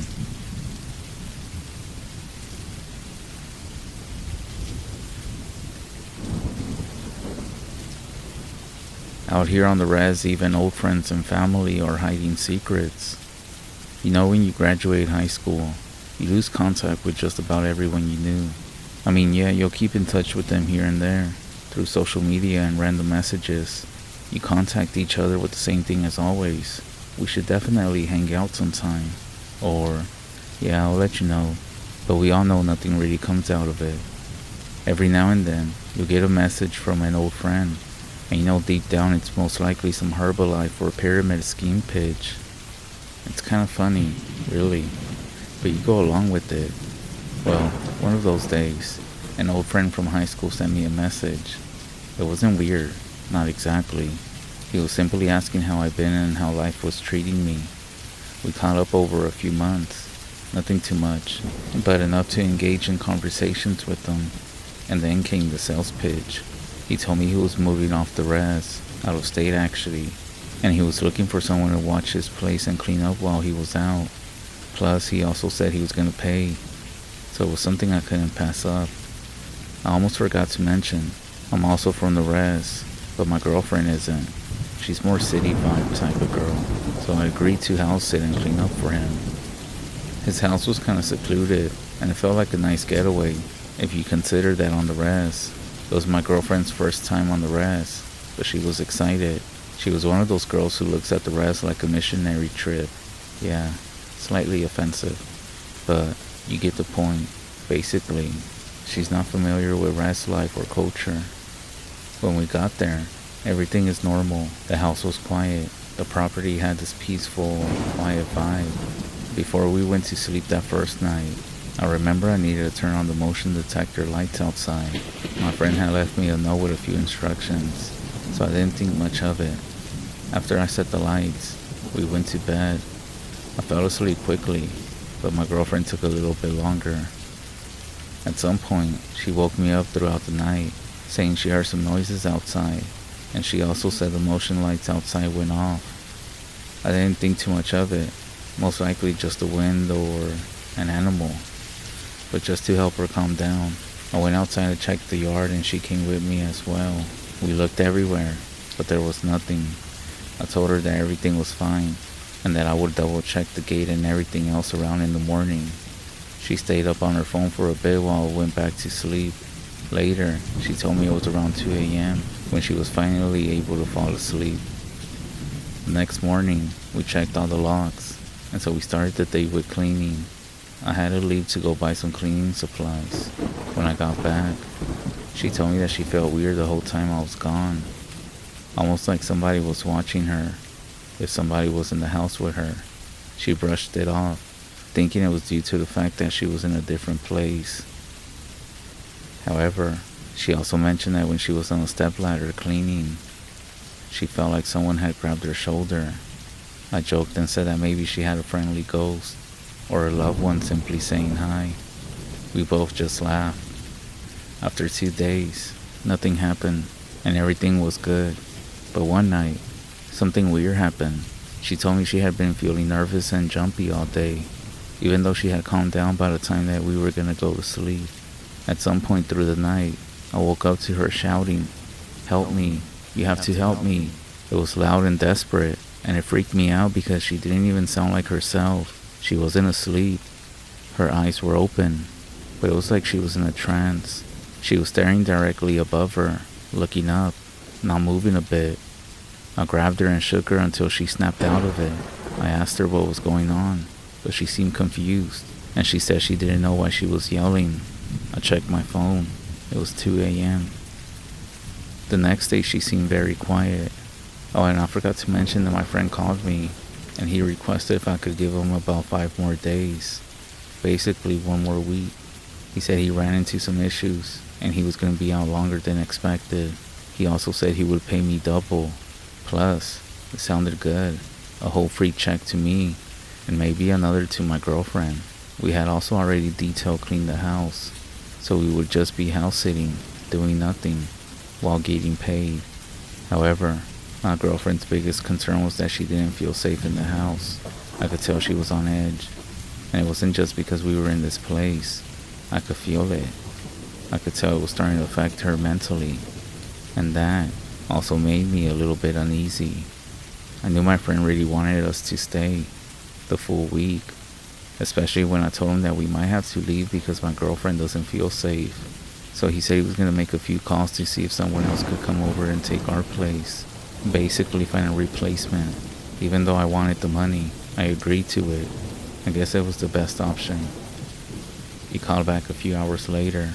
He said he couldn't find anyone else to come. However, he did have another suggestion.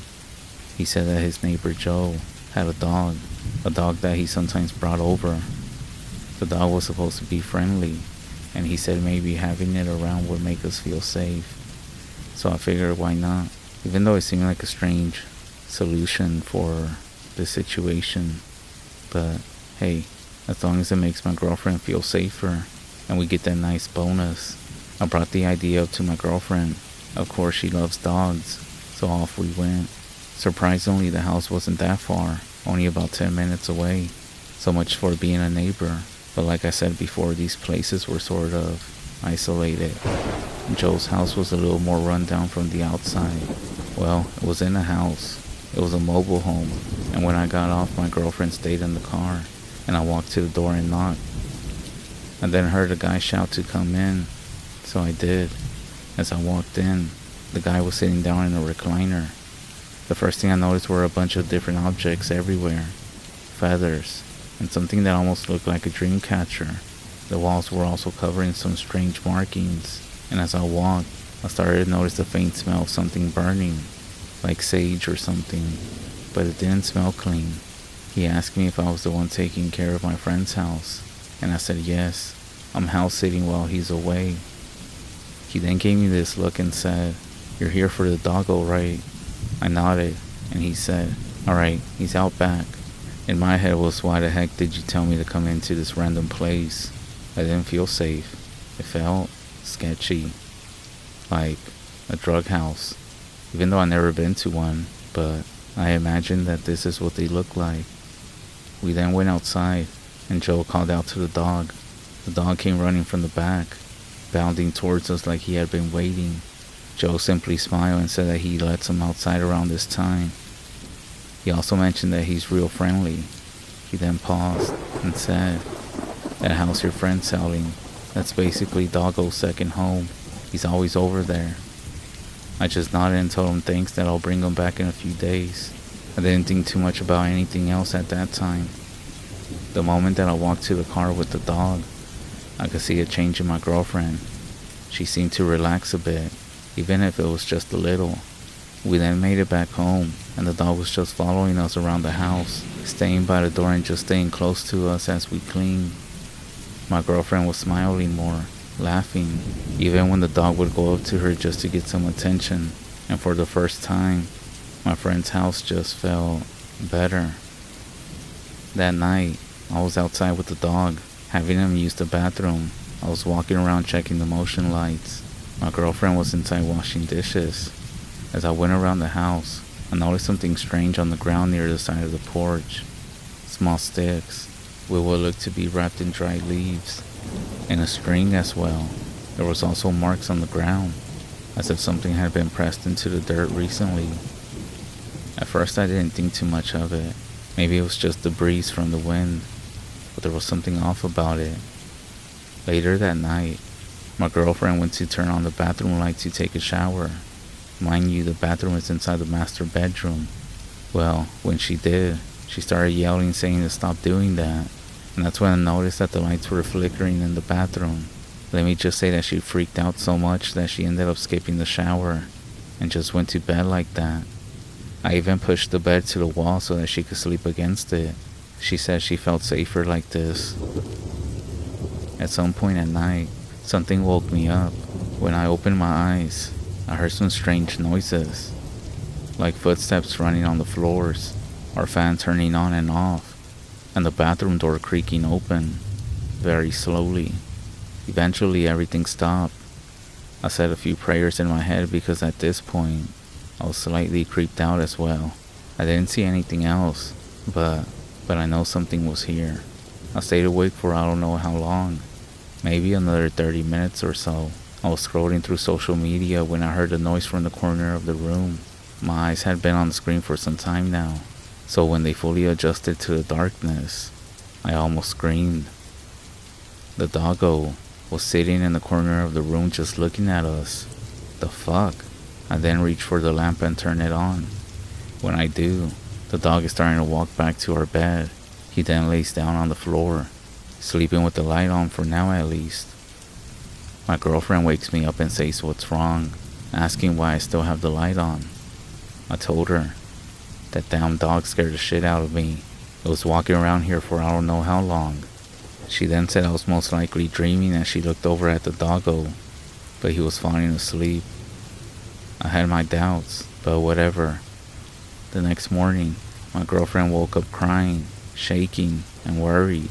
When I asked her what was going on, she said she was having some terrible nightmares. She said she wanted to leave instead, but I told her what about the house and the dog. She said to forget the money, that she just wanted to leave. And so we did. However, we were gonna go leave the dog back with the neighbor, but when we got there, nobody was home. Weird. So at this point I was feeling creeped out too. So I called my friend and I left a voicemail. I told him it was urgent and we were gonna leave the dog inside the house with water and food, but he still didn't answer. When we finally left, this is the weird part, we packed everything and left everything spotless. But as we started loading up everything in the car, after locking the door, the dog came to the window and just continued watching us go. It was pretty weird, almost like it knew we were leaving and didn't want us to leave. And I swear to you, I swear I saw it smile for a split second. And that's about everything. As far as the house goes, I did reach out to my friend again, but there was no answer.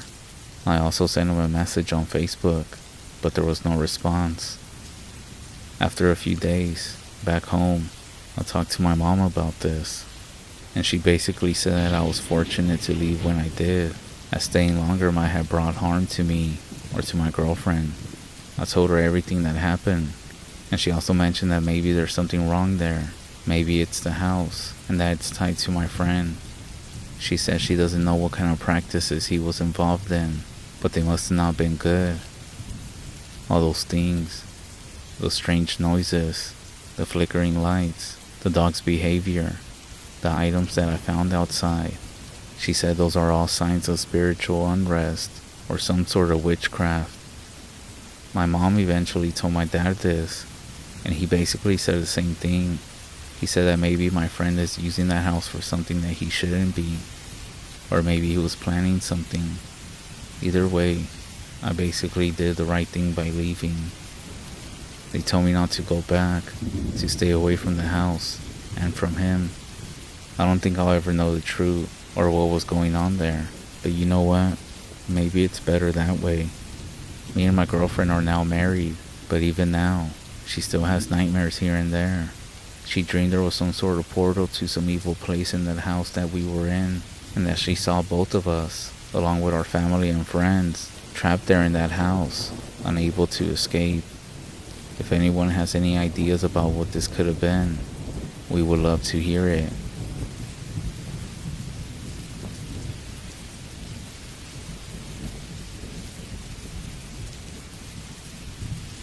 I came across a Skinwalker at night one time. Well, it's not really a Skinwalker.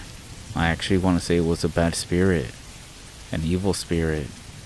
On my REZ, horses are said not to carry bad spirits, but that's all I felt around me. A few years back on my REZ, I came across something at night. I wouldn't call it a Skinwalker, because I don't think I would be alive right now. I think it was a bad spirit, an evil spirit, taking on the shape of something.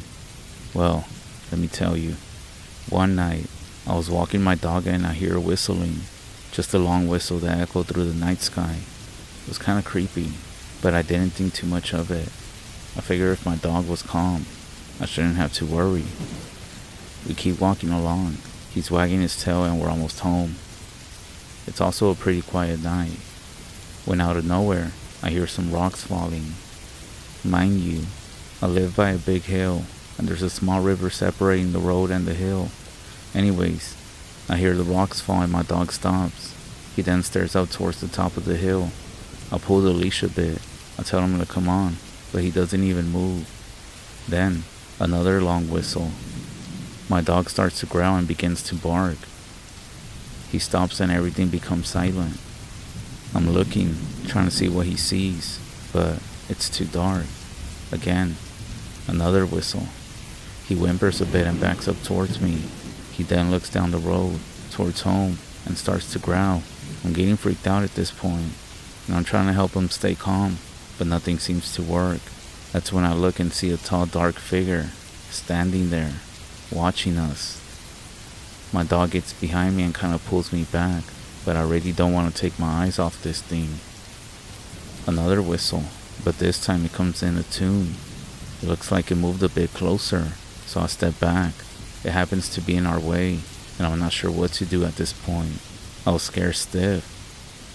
That's when it starts walking towards us, with its feet clicking against the pavement.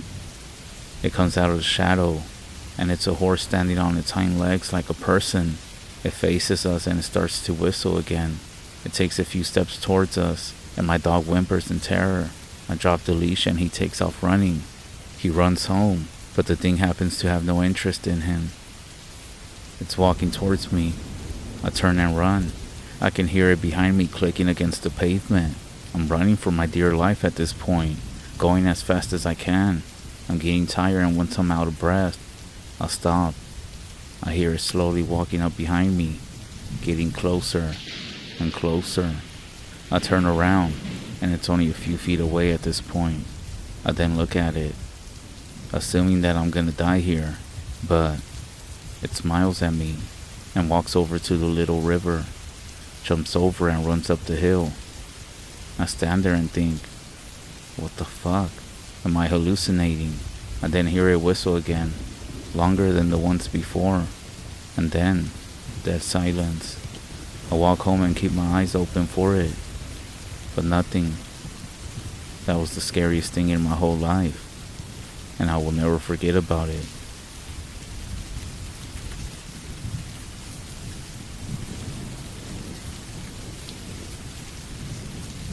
Last winter I stayed in an Airbnb for about a week. This happened the night before my last night there. Really nothing strange happened the whole week. The woods were completely dark, and you couldn't see any lights from other houses, which was great for me. The whole place had huge windows all around looking into the woods. And that night I was walking around one of the rooms when I heard a quick, sharp whistle from outside. I don't get scared easily by stuff outside at night, but it was so weird. The moment that I heard it, I was so full of fear that both my eyes and nose started watering. I stood there kind of paralyzed for a second before I heard another whistle and just went to go close all the curtains and blinds and turned off the lights as well.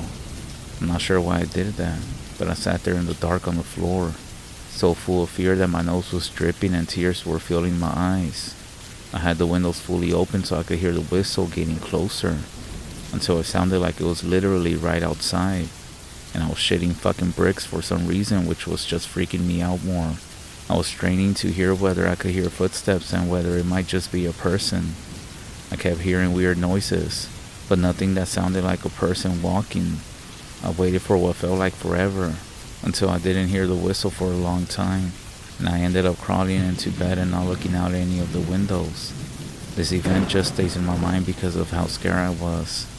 I used to always walk around in the woods at night, and I even ran into hunters and weird-ass people, and I was not once so scared that I felt like that.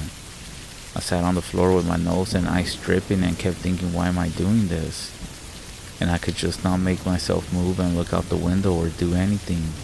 And I have lived in this area for 25 years before that. I'm very familiar with the wildlife noises, and I don't believe the sound was any bird or animal. Sometimes when I think about it, I can still feel the fear so much that my eyes water again, and I just wonder what the fuck that was. Has anyone ever experienced anything like this?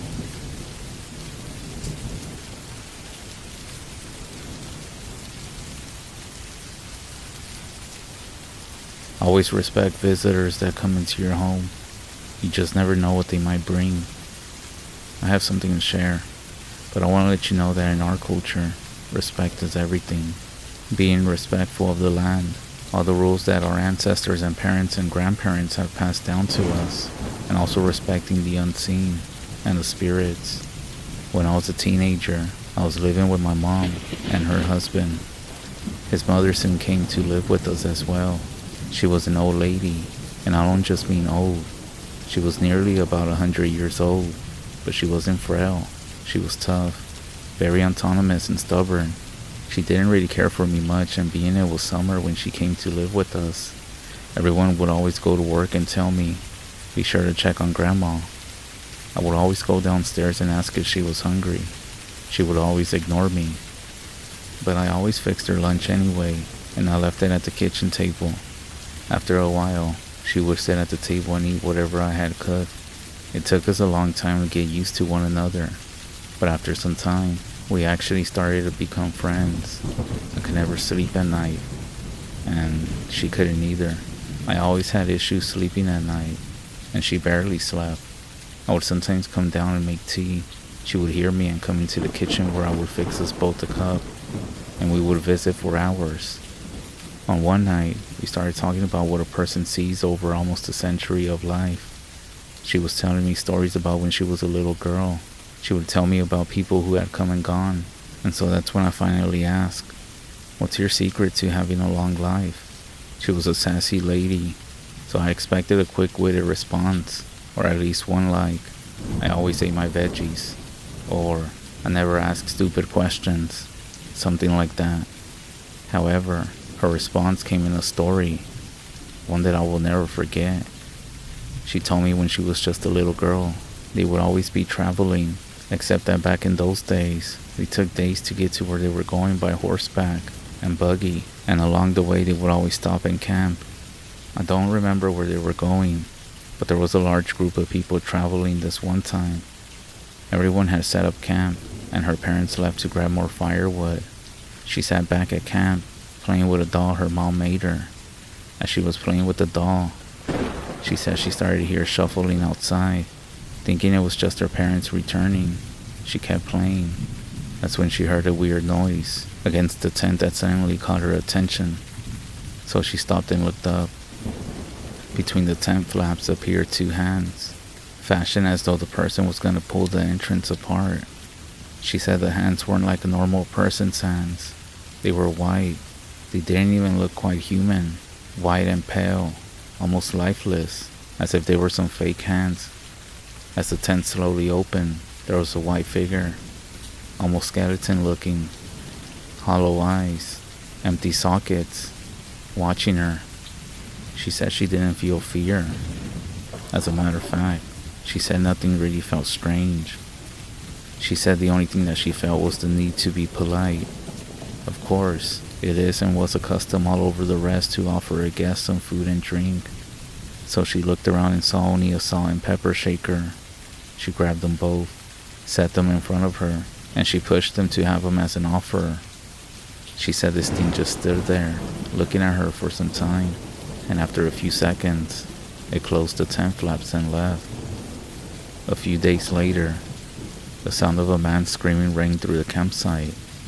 Apparently, this thing had paid a visit to another tent close by, but the man reacted in fear. Before the trip was over, the man's small son fell ill, and he eventually passed away. She told me that was the price the man paid for his fear. She also said, whenever something like that comes to visit you, when you think about it, it's choosing to be seen by you. You're not supposed to be scared. There's nothing to be scared of. I was told if you are respectful, sometimes it gives you things, a gift. But if you aren't respectful, it will take something from you. I think that's why I lived so long. I think it gave me a lot more time. I guess this is why our parents and grandparents always tell us that there is nothing to be scared of, or do not show fear. Easier said than done, but fear is an invitation for bad energy, bad things, bad spirits to come. I guess this makes sense as to why when someone is addicted to alcohol and drugs, why they often talk about seeing shadows. Their spirits are not in a healthy state. They're weakened, and all these dark things can attach to them. And so then comes along anger, depression, and the more one drinks and uses drugs, the more the door opens, and the more things come around, feeling isolated from friends and family. And so just like with fear, you open yourselves up. I'm not trying to give you a lesson or anything like I know it all, but it all just makes sense. Obviously, showing fear isn't on the same level like drugs and alcohol. Who knows what else happened in that tent with the father and the son. I guess what I'm trying to say is to always be careful out there, because in the end, we all have our own struggles, and the visitors will eventually come. Have you ever thought about what you might do if someone or something comes by to visit you at home? How are you going to react? Has it already happened? Let me know. But before you do, just say a quick prayer and smudge afterwards. Thanks for listening.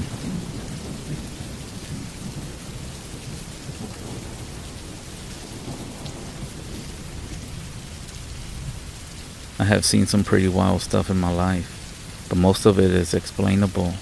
The one event that comes to my mind was witnessed by my dad, my brother, and myself.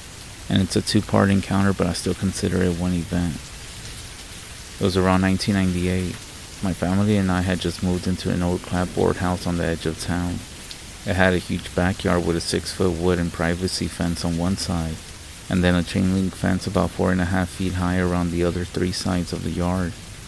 Neighbors on one side, the privacy fence side, a small grass alley that ran behind the back with a street light.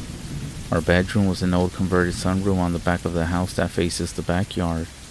It had floor-to-ceiling windows all along the back wall looking into the backyard. We didn't have many options as to where to place our beds, so my headboard was against the windows, and my brother's bed was about 8 feet away with his headboard against the opposite wall, with the foot of the bed facing the windows. There was this one night we were up late. My brother was in his own bed, and I was laying down on mine. He was just talking about random things when suddenly he got quiet. I figured he fell asleep, but then I heard him whispering in a shaky breath. So I'm like, what? And then I hear him whisper again. So again I'm like, I can't hear you, speak up. And then he says, don't move, in a forced whisper, but I'm thinking he's messing with me. So then I'm just like, bitch, why? I'm looking at him, and mind you, my head is to the windows, and he starts pointing to the backyard behind my bed. So I quickly sit up and turn around, I see this huge dog head staring almost nose to glass through the window right behind my bed. I'm basically nose to nose with this thing. Just a single pane of glass and about 10 inches of empty air separate me from this thing. When I say that, I screamed. I mean, I really screamed. Not my proudest moment, but hey, I was like 10 years old. Well, anyways, the thing quickly ducked underneath the window and then ran to the side of the yard and jumped the 4.5 chain link fence and bolted off into the darkness. My dad came running into the room with our mom right on his heels.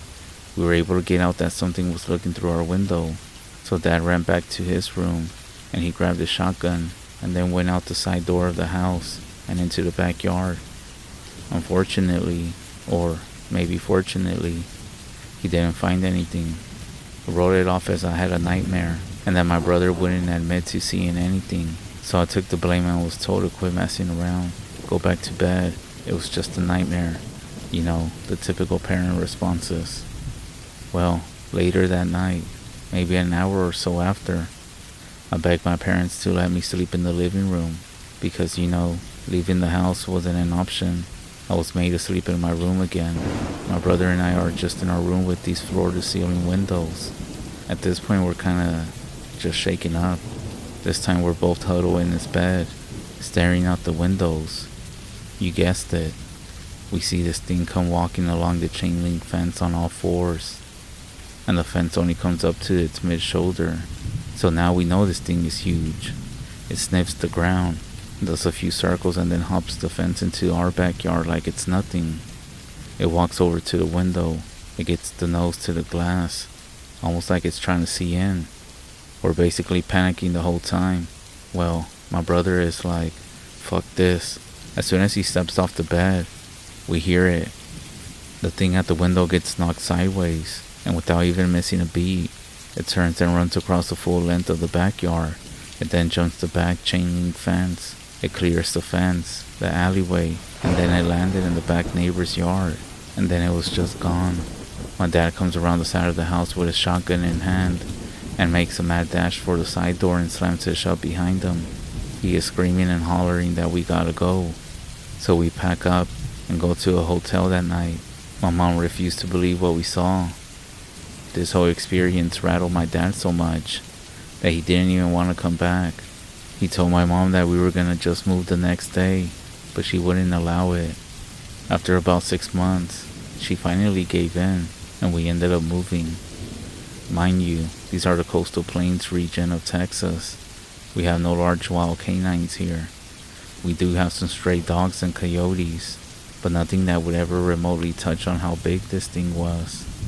My dad swears he shot that thing with a slug from about 15 feet away, with his shotgun right underneath its left arm, hitting it in the ribs where its vital organs are at. And nothing. It just ran off. He said the thing that freaked him out the most was that when he saw the thing jump the fence, it walked towards our windows crouching, but still on its hind legs. It wasn't walking on all fours. And then when it got to our window, it stood up straight, and he could tell that while it looked like a dog, its body was shaped wrong. He said it looked like a really stocky person wearing a dog suit, but he could tell it wasn't a suit. Also, that when it was walking in circles sniffing the ground before coming into our yard, it wasn't actually sniffing the ground like for a scent. It was staring at our window with its face to the ground, like it was acting like it was sniffing it, almost to see if anyone would notice. My dad mentioned that he's had dogs his whole life, and everything about what it was doing was wrong. Sometime later, I asked my dad why he was in the backyard if he thought I was having a nightmare, and he told me that my brother is the one that gave it away. He said that I looked very panicked, but that my brother was almost white as a sheet and wouldn't take his eyes off the window. He said, "Your brother has never looked so scared, and he's never been one with just making stuff up." So after going back to his room with my mom, he was laying there thinking about it. He said there must have been a reason my brother was so white, and that he wouldn't have turned like this if he was just making stuff up. So he ended up grabbing his gun in case he had to scare some creeper out of our yard. And so he figured he was going to go through the garage and out by the far side of the house and sneak to the corner to see if someone was peeking into our windows. or to see if someone was actually messing with us. He never actually thought we saw a huge dog, or whatever this thing was. He said that maybe with it being dark outside, and us being kids with overactive imaginations, maybe we just got confused with someone as something. But when he said that he saw that thing come up the side fence, and with the street light in the back alley lighting up the backyard, he saw it, and it freaked him out.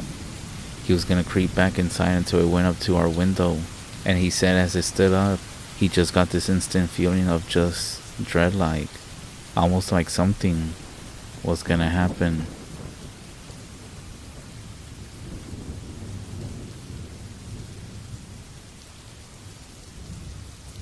They say that on the REZ when you pray, the spirits can hear you, but what people don't know is that there's other things that might be listening too. Prayer is something that we do on the REZ, but it can also draw attention to yourself. I'm not saying that you shouldn't be praying, just be ready. Back in 1995, a friend of mine, Terry, he wanted to go out to a place called Red Shirt Table to do some praying about things in his life. If you're from the REZ in South Dakota, then I'm sure you know the area that I'm talking about. So Terry wanted me to go with him, and so we left Pine Ridge about 45 minutes or so before sundown. We were listening to the radio. That was our first mistake, going out at night. Everyone on the REZ knows that once the sun goes down, you need to get your butt in, but we figured it wouldn't be bad since Terry was going for a good reason. We weren't out causing trouble or disrespecting anything. He just wanted to pray. He was trying to find some peace, as he said it, and maybe that's why we didn't think twice about it. To add to it, his girlfriend and a friend of hers came for the ride, and were just talking away. He was driving and I was riding shotgun with the two of them between us. We came up to the table, made the turn onto a road that is on the west side, and we followed to the west edge of Red Shirt Table. The sun had gone down at this point, and it was getting dark as we were parked there. He didn't tell his girlfriend why he wanted to go. She probably assumed, to sneak away, go make out at night, and who knows what else. So when we parked, he told her what he wanted to do. I did ask him if he wanted us to go with him, but he shook his head and he said he just needed a few minutes. He then lifted his bag and said he brought some offerings as well. He said he was gonna pray and then come back right away. I stayed behind with his girlfriend and her friend, and we were just sitting in the truck. They were talking, and I was listening to the radio as he disappeared into the dark. While we were waiting for him, that's when the girls noticed it at first. They saw what appeared to be headlights from Highway 79, moving south to north from Buffalo Gap to Rapid City. It didn't look right, so I got out and told him to stay in the pickup. I walked around to the front of his truck, and I looked at them through binoculars. They were not headlights. They were balls of light moving along the prairie. They would blink on and off, and that's why they gave the impression they were headlights. I thought they were passing hills between us and Highway 79 until I saw them through the binoculars. It was getting creepy then, as they started increasing in numbers. As I was watching, the girls came out and they started looking at them too. I passed the binoculars to them and told them they were not headlights. They laughed at me until they looked for themselves. We continued watching the lights move back and forth for a good half hour. That's when the girl started getting creeped out and wanted to leave. I told them to get back in the truck, lock the doors, and just wait. Terry should be back soon. He said he was just gonna pray and leave some food for the spirits. They both went and got back in the truck, and I started to get that feeling of somebody watching me. As I walked to the back of the pickup, the hair on my arms was starting to go up. Standing there in the dark, I couldn't shake the feeling. It wasn't a peaceful feeling. In these places you just feel the energy, especially after seeing something like what we just saw. I just knew we had to get out of here, soon. That's when I was shocked when the girls screamed inside the truck. They both came out of the driver's side door, and they had a scared look on their face. They told me that someone was trying to open the door on the passenger side. They thought it was just Terry and I messing with them, until they saw me standing at the back of the truck. Someone pulled or yanked really hard on the door, and that's why they had screamed. At this point they were hysterical and started shouting for Terry to hurry up and come back. but there was no answer from him, so they got even more scared. I told him to get back in the truck, lock the doors again, and just wait. I was trying my best not to scare them more, but I told him that if something was trying to get inside the truck, trust me, they wouldn't have to use the door. Not sure if this made them feel more safe or not. They got in and just waited. After another 15 minutes or so, I decided to walk to the edge of the table where I last saw Terry walking towards. The hair on my arms and neck started to stand up, and I knew we needed to get out of there. But Terry wasn't where I thought he was. I started to whisper his name, and I told him we needed to get out of here, but there was no answer. I then walked back to the truck, and the feeling was getting stronger and stronger. The girls had the radio up. I walked up to them and told them to unlock the door, opened it, and I said that we needed to leave right now, but Terry is nowhere to be seen. I mentioned that I'm gonna go look around more, but to keep the door locked and keep the windows up as well. I then asked them if they remember the way we came in, and that if it came down to it, they would have to drive out if something happens, or if me or Terry don't come back in a few. I walked to the back of the truck and went deeper into the darkness. As I was walking, I started hearing something moving towards the front of the truck, and I looked that way, but I couldn't see anything. Whatever it was now moving away from the truck. I could hear its steps in the sandy gravel soil as it moved away towards the edge of the table. Then, that feeling of dread came back to me, but it was more intense than I felt the first time. But now, it was behind me. I turned around quickly, and then, everything felt like it went into slow motion. I could see two things in the dark. They were two dark shadows. I then walked towards them because one of them looked like Terry, but he was struggling up the side of the table. The fear was hitting me big time as I walked that way. I got close enough to see that it was Terry, but there seemed to be somewhat like a shadow behind him. It was twice his height, and it was a feeling of pure evil. It was like covering him like a blanket. I was scared and didn't know what to do. I was just standing there, paralyzed, but I knew I had to do something, and so I did the first thing that came to my mind. I shouted, and I told it to go away, to leave him alone, and that it doesn't belong here. I waved at it like I was chasing it away. Then it just stopped, and Terry was able to get up. Everything went back to normal speed, if you can call it that. Terry was breathing heavy and sweating. He started to run towards me in the truck. I told him to run because that shadow was still standing there behind him. I yelled at it one more time, and it disappeared. Terry jumped into the driver's side and I jumped the passenger side, and we left in one hell of a hurry. Back in the main road, the girls were asking what was going on. They were still freaked out, and this just added to the fear. I kept looking back as we made our way to the main road. No one spoke once we got back on the road and made our way back into Pine Ridge. It wasn't until we were back that Terry told us that when he went to go pray, something came up to the table, and it was evil.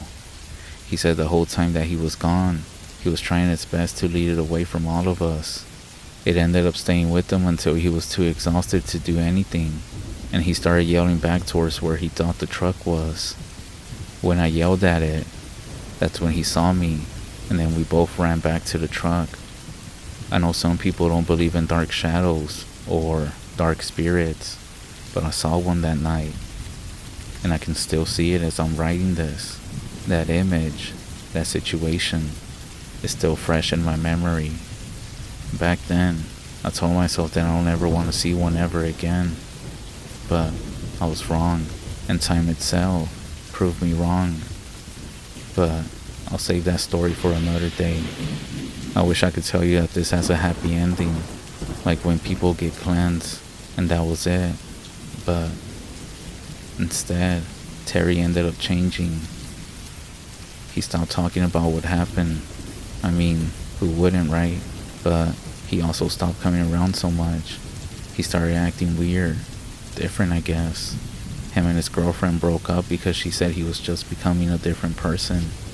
A year later, after all this happened, Terry ended up taking his own life. I often wonder what he was facing. What if we truly didn't know Terry?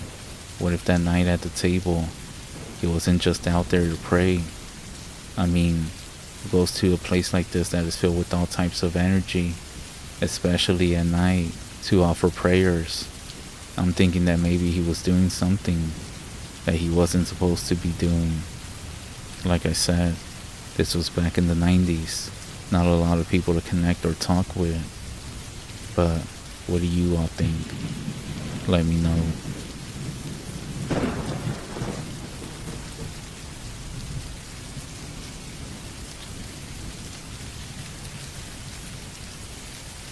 I used to go visit my grandpa in the winter. Grandpa was this tiny, frail, old man, but he was super healthy.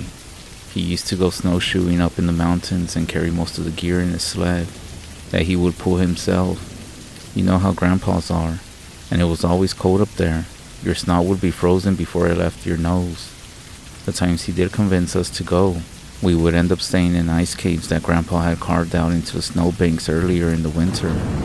It got dark really early, and of course, no campfires because there was always snow and ice everywhere.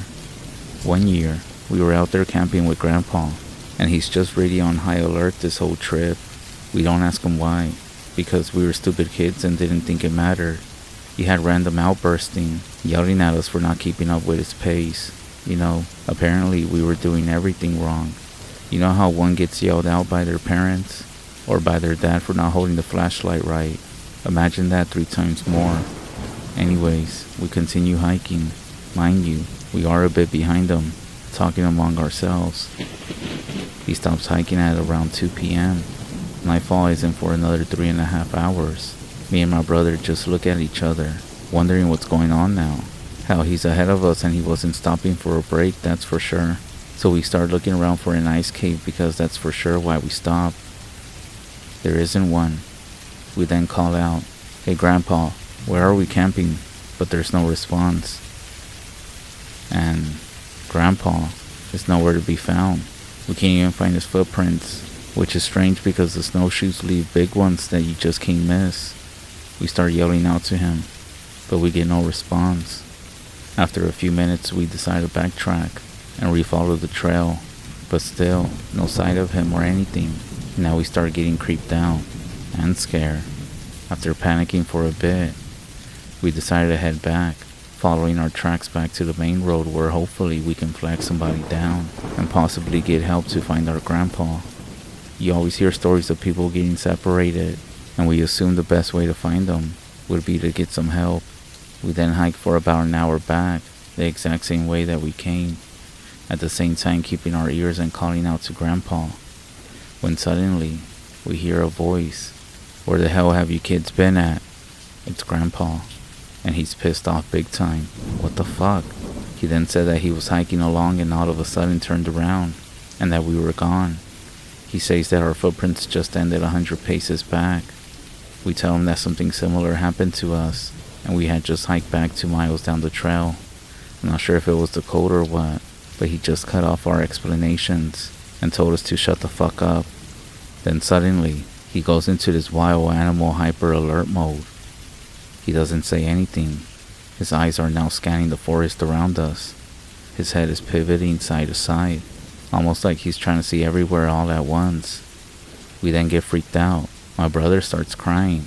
My grandpa won't respond when we ask him what's wrong. He then quietly starts saying stuff to himself. After what seems like forever, Grandpa starts moving again, and then he just simply says, "Shut your fucking mouth and follow me." And we do, and we're too scared to say anything. But now I notice that he's going in a third direction, not where we came from, and not the original path that we were following. At this point, we're just hiking close together, literally stepping on each other's feet. We then get to a clearing. I recognize it as a lake, but you never know in the winter when everything is frozen solid. We then get to the ice, and we walk all the way to the middle of the lake before we stop. Grandpa tells us to get our parkas out, that we're going to be staying here a while. We ask him what's happening, but he still doesn't answer. He then gets out the binoculars and begins to scan the shoreline. This is a pretty huge lake, so without them neither me nor my brother could really see anything besides the little distant trees on the shore. At this point, Grandpa puts the binoculars down, unpacks a fairly large caliber gun, and puts it on his hip. He then picks the binoculars up and points them in the same direction he was looking a minute ago. Me and my brother both look that same way. I can barely see something moving around. No, a couple of things. All of them different sizes. They're all hanging on the bank, though none of them are leaving the thick brush. After a few minutes, Grandpa hands me the binoculars. When I look at the movement on the shore, I almost crap my pants. There are 3 animals. 2 are what I can only assume to be coyotes or a wolf, but I don't think so. The bodies are too long, almost like that of a snake. The 3rd animal is some sort of white thing standing on 2 legs. The more I look at it, the stranger it seems. At first, I look it to be a bear just standing there on its hind legs. Then it begins walking, pacing around, and the legs are just too long and slender to be a bear. I sit down on the ice, lean up against my backpack, and get a more steady grip on the binoculars. I then slowly realize that whatever it is has the build of a human, but the head is obviously not a human head, some sort of animal. I can't put my finger on it. I ask Grandpa what the hell I'm looking at. My brother snatches the binoculars away, and when he sees it, he labels it as the Bear Man, and he wants to take a few shots at it. Grandpa says that the Indians used to dress up in animal fur. That way they could blend in with the animals they were hunting. And for a quick second, I'm actually not scared anymore. It makes sense. It's just an Indian in a bear skin who's just out hunting, and he has 2 dogs that look like coyotes. And maybe they're following us, but they're afraid of the ice. But then, reality hits me. What if they are following us? I start being afraid all over again, as I realize that this is more scary. At this point it's starting to get dark, and we're still out there on the ice. We're all watching this thing, whatever the fuck it is. The Bear Man and his 2 coyotes slowly wandering along the coastline. They're avoiding the ice, but they're trying to get out onto it somehow. Every once in a while, they'll change direction as though they were pacing back and forth. On one of those times that I'm able to see with the binoculars, I see this thing and its dogs or coyotes, motionless and staring directly at us. No one breaks the silence for a long time. When it gets too dark to see anything on the shore, Grandpa relaxes, puts down the binoculars, and actually starts to make camp as though nothing happened. Of course, we don't have a tent, but we do have sleeping bags, and bags to keep the blowing snow off of them with the wind. Me and my brother look at him like he's crazy. He then says that we're gonna sleep out here. I say something along the lines of, "What about that guy? He's right over there." It doesn't matter. You can imagine what my grandpa said. And so we end up spending the long night in that exact same spot. The next morning, we can't find any animals or Bear Man, Indian guy, whoever it was. After 45 minutes of scanning the trees around the lake, Grandpa deems it safe enough to head back. By now, and since he knows these woods so well, we take a different path back to the main road than the one that we took to get here. After 1 mile, he starts to double back, staring at the mountaintops and measuring angles between them with his arms, and I'm basically convinced that he's lost. Now, in the next moment, several things happen all at once, so stay with me. Out of nowhere, a huge moose starts to gallop from thin air. At least that's what it seemed like, almost crushing my brother and knocking him to the ground. Grandpa collapses for some unknown reason, and my brother and I scramble to just protect each other. In that moment of everything, some slender figure covered in all white fur, like a polar bear, stands in front of us. Its head looks like that of a bear, maybe a mask, but it was lifelike. The 2 coyotes, or wolves, are circling at a distance, or rather one is circling, and I don't see the other one. This thing lets out a scream, one that you can imagine that Bigfoot might make. Grandpa then half sits up, points the revolver, and fires off 3 shots at the thing. There's a huge puff of snow, like a silent explosion, and we can't see anything for a few seconds. Then, everything settles down. There's nothing around us. No traces of blood. Nothing. We then proceed to book it out of the woods. We didn't even say anything. Grandpa simply said, "Grab your shit and let's fucking go right now." We proceed to book it out of the woods, taking the shortest and most direct path off the mountain. We both thought that Grandpa isn't really sure about where he's going, but nobody gives a fuck at this point. We just gotta keep moving. I swear I could still see the wolf from the corner of my eye, several hundred feet through the trees, or maybe it's both of them. We eventually do get back to Grandpa's car. It turns out that he did know where he was going, but it's been covered in fresh snowfall since we left it there. There's about 10-inch paw prints all over it and around it. We then clean off the snow. We then see that there are dents in the hood, almost like hail fell on it, but they're right underneath where the paw prints were. The last thing we came across is on our way home. We had to swerve out of the way of a huge roadkill, and we almost ended up driving off the road. We stopped just in time. The thing on the road is a huge mound of fur, with no distinct animal-like forms. There's no head, no legs, or tail, just blood everywhere. It looks like a giant skin thrown over a mountain of flesh.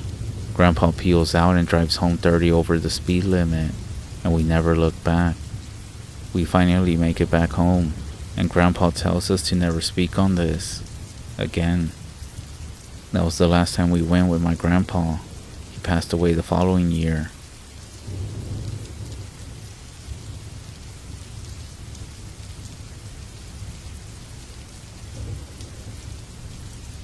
They will take shiny things and small kids. If you're from the REZ, then you know who I'm talking about. I even heard they don't like it when you talk about them. It brings them around. But I'll tell you the story and see what you think. I remember when I was 6 or 7, my grandpa would let me go to my cousin's house down to the valley to camp overnight. It was always a lot of fun, running in the bushes, exploring the valley, playing at the dam, all the good kid stuff you do when you're little and with your family. We were different ages, and I don't remember if I was the youngest or not, but it didn't matter. It was a good time and good memories. One night, we were running along the bush playing hide and seek when I decided to run behind the house into the bushes that were back there. One of the older girls came running behind me. I thought she was going to try to steal my hiding spot, but she suddenly grabbed me and told me to stop. The other kids came running behind her to me. I should tell you a little bit about the house that we were staying in. It was your typical REZ style one-level home with a basement. You know the kind. Living room and kitchen on one end, a hallway in the middle of the house leading to the bathroom, and 3 bedrooms. Nothing too special, but it was located at the end of a Rezopoly civilization. It was at the end of the road, the last house before the valley took over. Beyond the back of the house was bush, valley, and wildlife. It was an area we didn't go into, and truth be told, we were told not to, which made it the perfect hiding spot. At least I thought. "You can't go in there," she said to me. "They will take you." My confused look was enough to inform her that I was unaware of what she was talking about.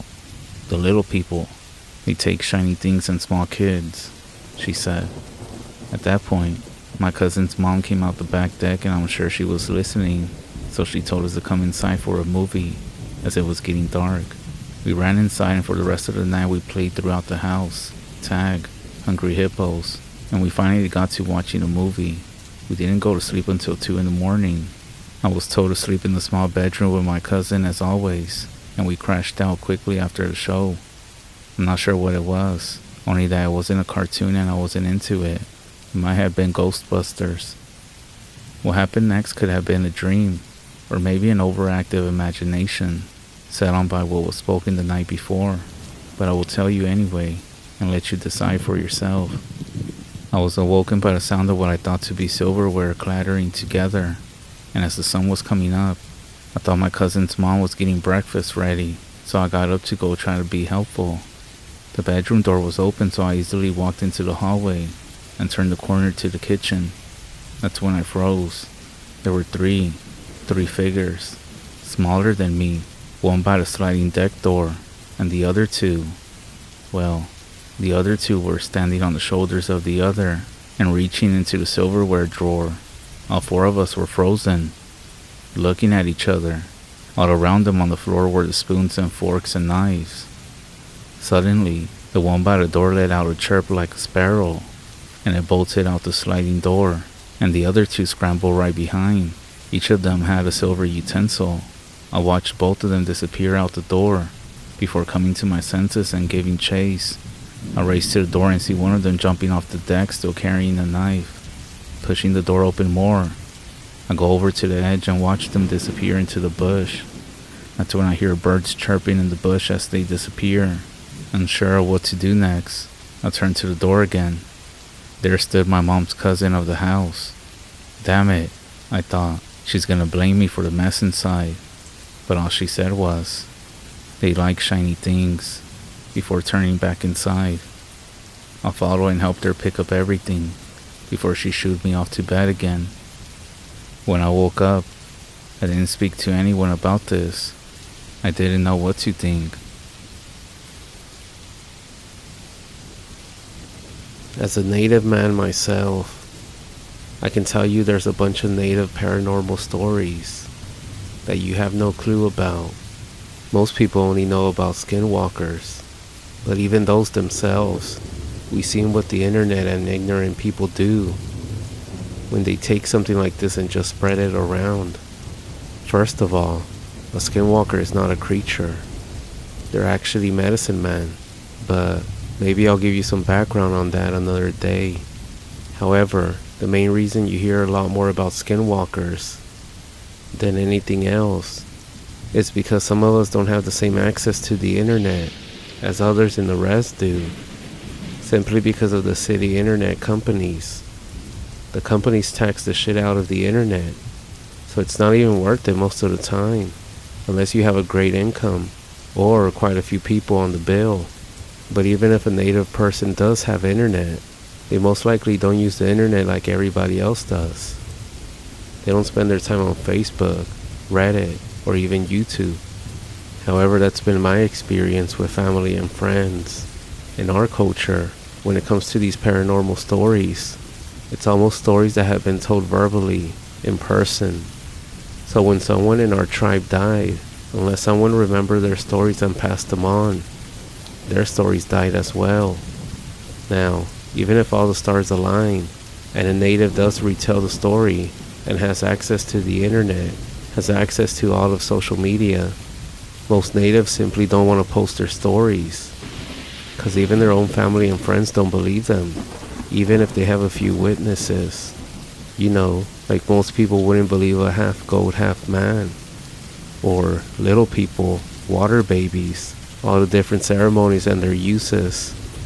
So instead of risking the quote-unquote explanations and embarrassment, some of us just keep it on the inside until we meet another native that we can trust enough to not be judged, and so we exchange stories without a worry, because, you know, they've seen similar things on their reservations. Hell, I even heard people pleading that no one should tell anyone anything, because you can tell the wrong person something, and you might even bring a curse onto yourself or your own family. Hopefully now you know why there isn't that many stories. You simply gotta become friends with a native well enough to hear a first-hand account of these paranormal stories.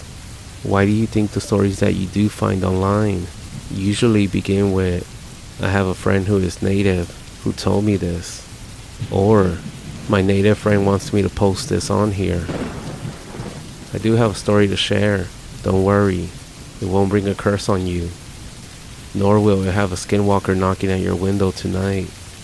But it's one that I share with everybody. So here it goes. This is about an old native ghost sighting. Back when I was young, I was getting ready for bed when out of nowhere, my cousin shows up in a panic asking for my dad. He starts saying that he needs to be smudged. Being smudged is where we light some sweet grass, kind of sacred, and we pray while you pat the smoke all over your body. Anyways, we do this, and he starts telling us what happened. Remember, it's about 10 p.m. or later. I was already in bed ready to sleep when all of this went down, so of course it woke everyone up. He said he was driving down the road going home from a friend's house when he was about to drive past the massacre spot. Well, the massacre spot is a monument going around this corner not far from my house. At the monument, are 8 or more graves along with a big stone shrine type of thing. And about 40 meters from there is another special cross where the priest was killed. I know the whole story, but I'm just giving you a little bit of details. So yeah, a massacre happened, and it's a creepy old dirt road with nothing else. We drive by it daily depending on where you're going. The place is creepy to me, and I try to stay away from it at night. Anyways, back to the story. He said he was driving past it when he started feeling nervous and scared. He said right as he was passing the monument, he looked over to his empty passenger seat, except this time, there was an old Native American sitting with him in full native gear, not saying anything, just staring at him. My cousin is a huge wuss, so he immediately pulled into our house. He didn't even look in his mirrors. He said he was too scared to look. Now, what makes me believe him is he straight out refused to drive home and asked to spend the night and sleep with someone in the house, which was me. As we were going to sleep, he even asked me to close my closet, which kind of scared me, and it also made me think that my great-grandpa was probably creeping on me through my closet. Now, when something happens to someone, you can feel and see the fear and panic in them. And that night, he was scared shitless, and it kind of scared me. But what really scared me and made me believe everything was that night as we were going to sleep, I could hear my dad in the living room talking with my mom. I don't know what they were talking about, but they stayed up pretty late, singing songs. And the next morning, a medicine man came by, and he started blessing our home.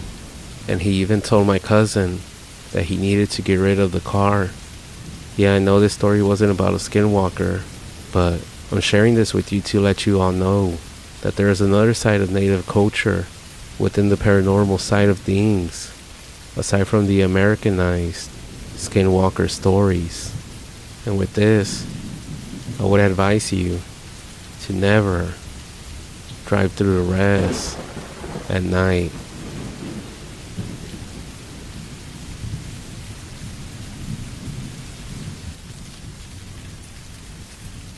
Growing up on the REZ, my uncle once told me that we need to kill our pets right away if they ever spoke, that they curse you if you don't.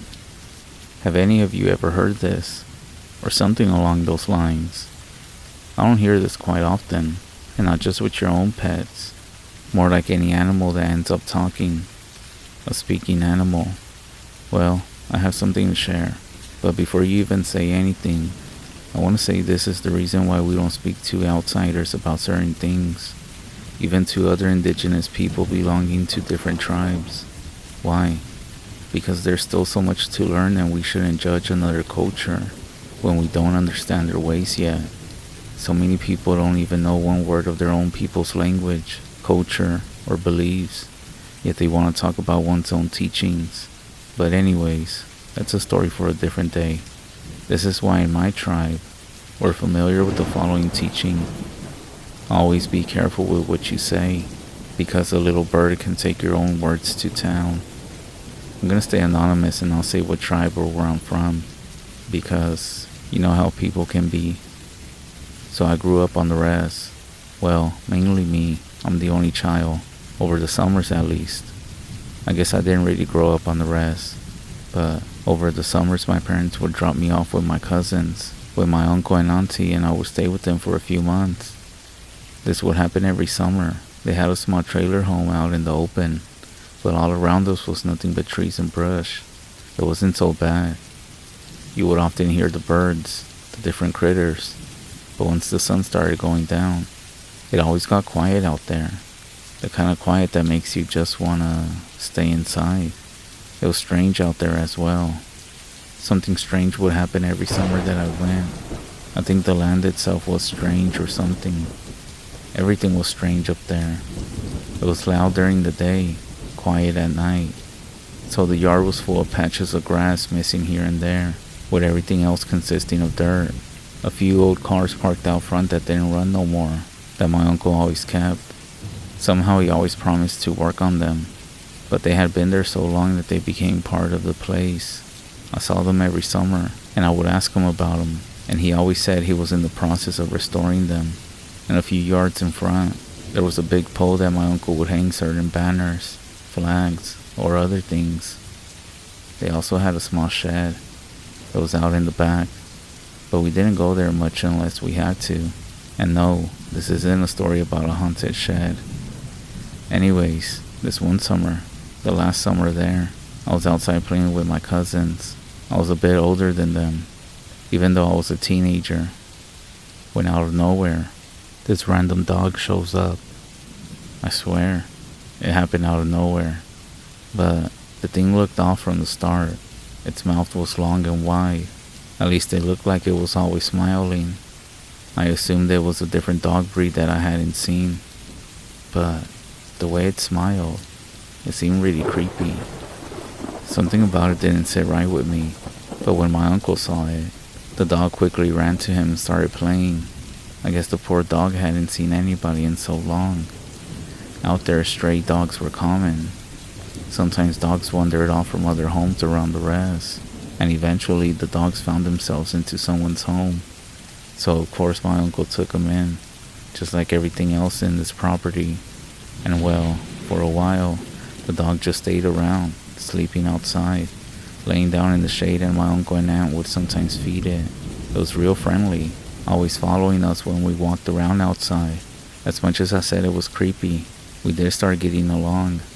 But just as we started, everything went south, as you all like to say. One evening, I was taking out the trash. It wasn't fully dark yet, but it was starting to. I stepped outside through the front, but the dumpster for the trash was in the back of the trailer, so I had to walk around. As I was walking, I swear I heard someone singing coming from the back. Now remember I told you that at night everything got quiet? That was the strange part. Nowadays you hear crickets chirping and different critters at night. But over here, literally everything got quiet. So when I heard it, it startled me. It sounded like a woman's voice, soft, almost like somebody was humming.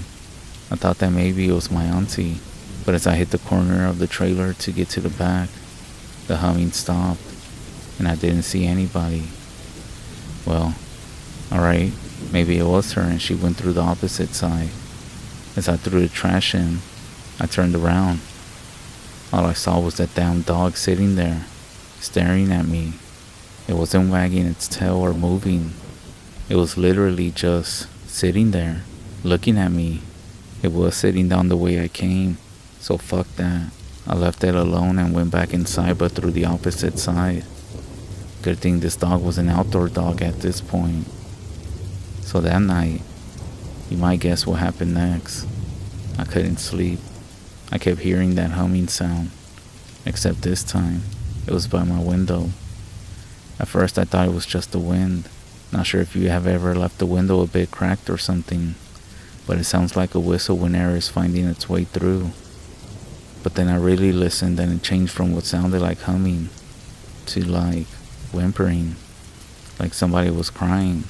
Eventually it stopped, and I guess I fell asleep because the next day I told my auntie about it, and it turns out they also ended up hearing it.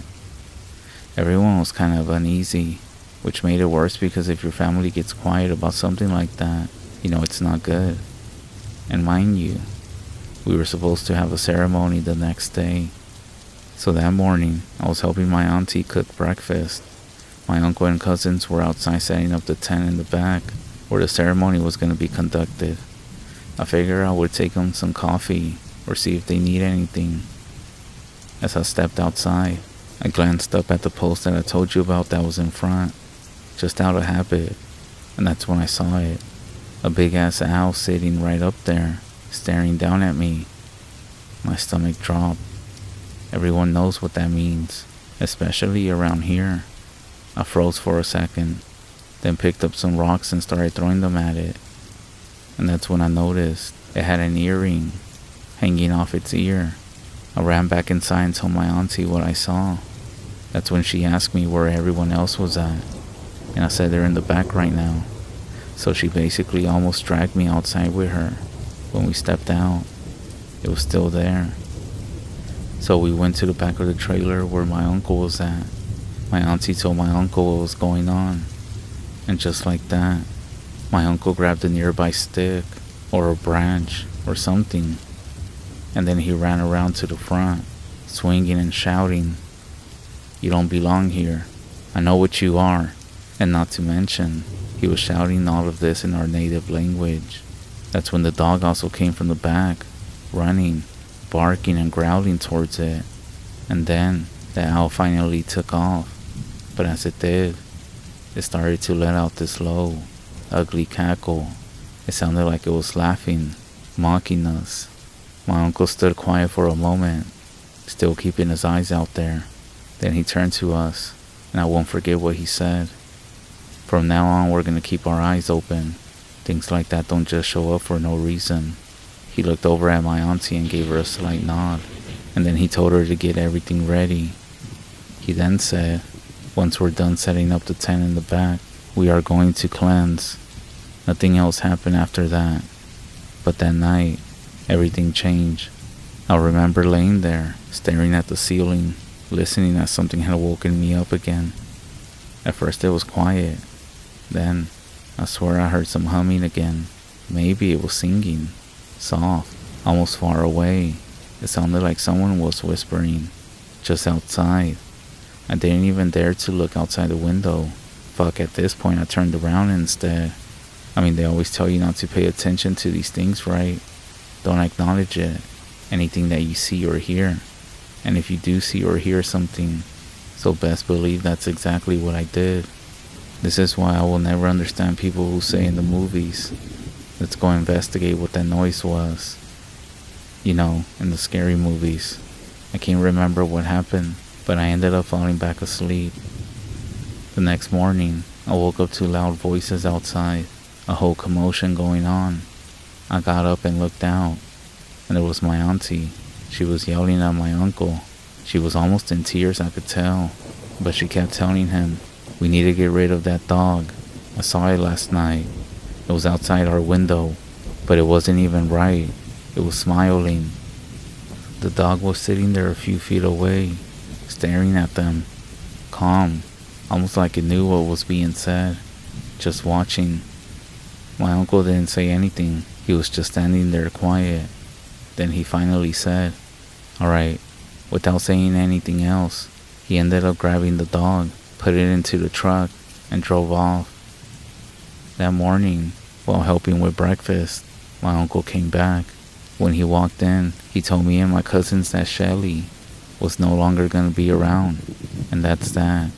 We didn't even say anything back, and yes, we had named the dog by now.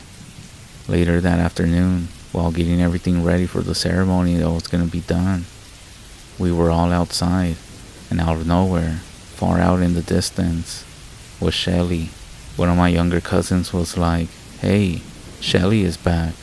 When my uncle heard him say this, his face completely changed, but not of fear. I could see he was pissed off. The dog was sitting out there, far in the distance, just sitting. My uncle went up to it, grabbed it, put it into the truck, and told us that he would be right back to finish prepping everything. We didn't even say anything. Whenever things like this happen out here, my auntie always told us not to talk about these things, especially as they're happening. I remember it wasn't even like 10 minutes when we heard him pulling up into the yard again. I remember he didn't say anything but ran inside. We all went inside with him, nosy as kids, of course. As we walked in, I remember him telling my auntie. The dog started laughing at me, so I ended up slitting its throat. We were shocked. Well, not me. One of my cousins let out a gasp, and my uncle told us to mind our business and get back to work. He closed the door and basically locked us outside. We were outside until my uncle came out, and he told us to come back in. He didn't say anything about the dog or nothing. I just didn't like how sometimes things don't get talked about. But, hey, again, keep your mouth shut, right? We figured that if we need to know, they would tell us. Later that night, my uncle told all of us to go change and get ready for the ceremony. As we all got together in the living room, my uncle had sent my cousins outside to go start a fire, when suddenly, they came running back inside. One of my cousins' face was pale. He said that Shelly was back, standing right outside the tent. We all went to look through one of the windows, and sure enough, there it was, that same dog. That's when my uncle told us not to come outside, that he would be right back. He grabbed his gun and went outside. We saw him through the window. He walked up to the dog as the dog simply sat there. My uncle aimed his gun right at the dog's head. He waited about 5 to 10 seconds, and then he shot it. He then covered the eyes of the dog with a cloth or something, but he left it out there. He came back inside and told all of us to come with him. That's when he told all of us in front of the dog, "This was no dog. This is bad medicine. It wore the skin of one, but it wasn't one." He then said he was going to take it far away from here, that he was going to go burn the body, then bury the remains with cedar or something, to say a few prayers, because when something like this happens, it carries bad energy.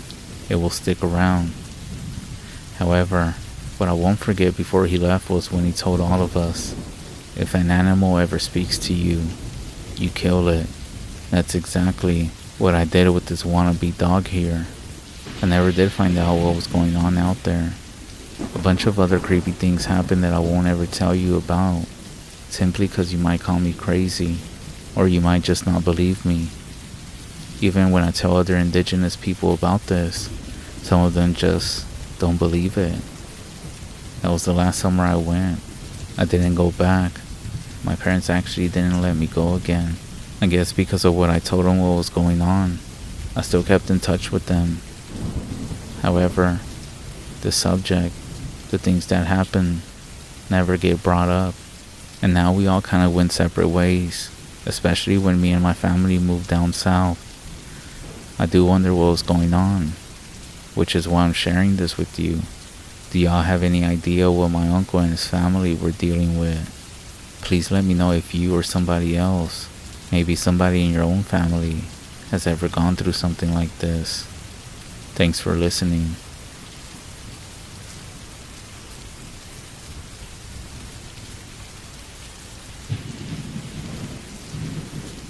Out here on the REZ, being safe doesn't just come from locking your doors.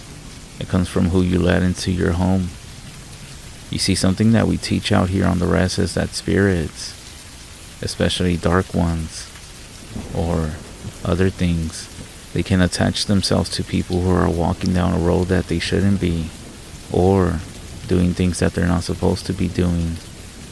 And if you're not careful, if you spend too much time around somebody who's doing those things, whatever is following them might just start following you. This happened during my senior year of high school. My best friend was kicked out of her home and didn't have anywhere to go, so my parents let her live with us. I had a smaller bed, so she had to sleep in the same bedroom with my sister that was next to mine. Everything was good for a while until I heard the noises from my closet one night. And this always happened during the night when we were all asleep. The first few nights, it sounded as if a mouse was digging in the closet. I would get up, turn on the light, open the closet door, and there was nothing. My dad set some mouse traps in the closet thinking we would catch the little thing. Nothing was ever caught.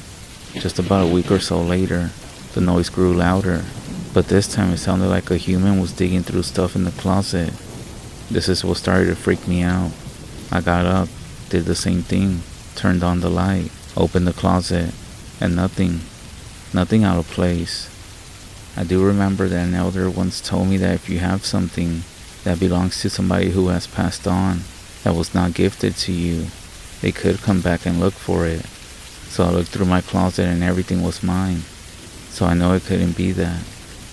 This went on for a couple of nights until I couldn't take it. I told my dad. He didn't really believe me at first. He still thought it was a mouse. I did try telling him that the noise was way too loud for a mouse to be making. So we swapped beds for a night. He slept in my room, and I ended up sleeping with my mom. It was the first time I slept good in a while. The next morning, my dad comes rolling out of my room looking sleep deprived. He finally believed me. so he ended up smudging the whole house. Everything was good for a few weeks, until one night I was asleep, and whatever it was back, and it was even more loud. It freaked me out. I screamed for my dad. He came running in. As soon as he opened the door, the noise stopped. So we opened the closet. Same as always. Nothing was misplaced. He ended up visiting one of his spiritual friends that ended up telling him that I had to tell the unwanted spirit that it was not welcome in my room and that it needed to leave. Well, it came back again. At this point I was fed up, almost angry. I was a teenager who was sleep deprived and so sick of it that I didn't even want to talk to it. So I yelled at it to leave my fucking room and be gone. That was the worst thing that I could have done at that time. Whatever it was, threw my closet door open and started knocking all around my room, circling with the knocks over and over. I couldn't see a shadow or anything. I just heard the loud knocks. I screamed. My dad came. Once again, when he opened the door, it stopped. He ended up smudging again. Everything was good for a while, until one night, I was sleeping. I would always keep the bathroom light on. My room was right next to it, so I could have some light shining into my room from underneath the door. Well, before this night, my dad would walk through the house and would walk to my room to check on me. It was always on random nights, and I would hear his footsteps coming whenever he would do it. Well, this night, I thought I heard my dad walking through the house. I could hear the footsteps coming closer to my room. I looked at the foot of the door and I saw a shadow, as if it was my dad at the door, ready to open it. But he didn't open the door. The door handle just jiggled. The footsteps then moved into the bathroom, and then whatever it was started scratching at the wall, where I was on the other side of it. That's when I fucking screamed. My dad came running in, and nothing was there. Nothing else happened after that. But the next day, my dad went back to his friend. He gave him something to smudge with. I don't remember exactly what it was. Then he also had somebody bless the inside and outside of the house. Things were good. My friend reconciled with her mom, and she moved back home. I didn't have anything else happen after that. It was gone. I was finally able to have some sleep. We did end up visiting my dad's friend.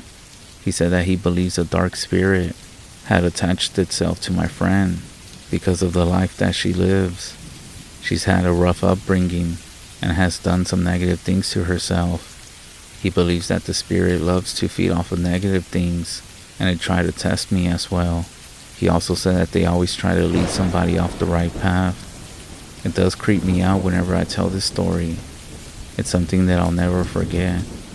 I do wonder if it was going to end up doing something to me, or if my friend continued to live with it. It still makes me shiver when I think about it. I do want to say that it never bothered my sister.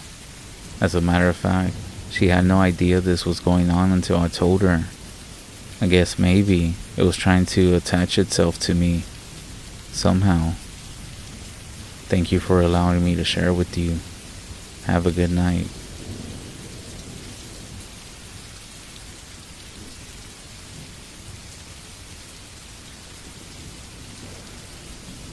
I'm an 18-year-old from California.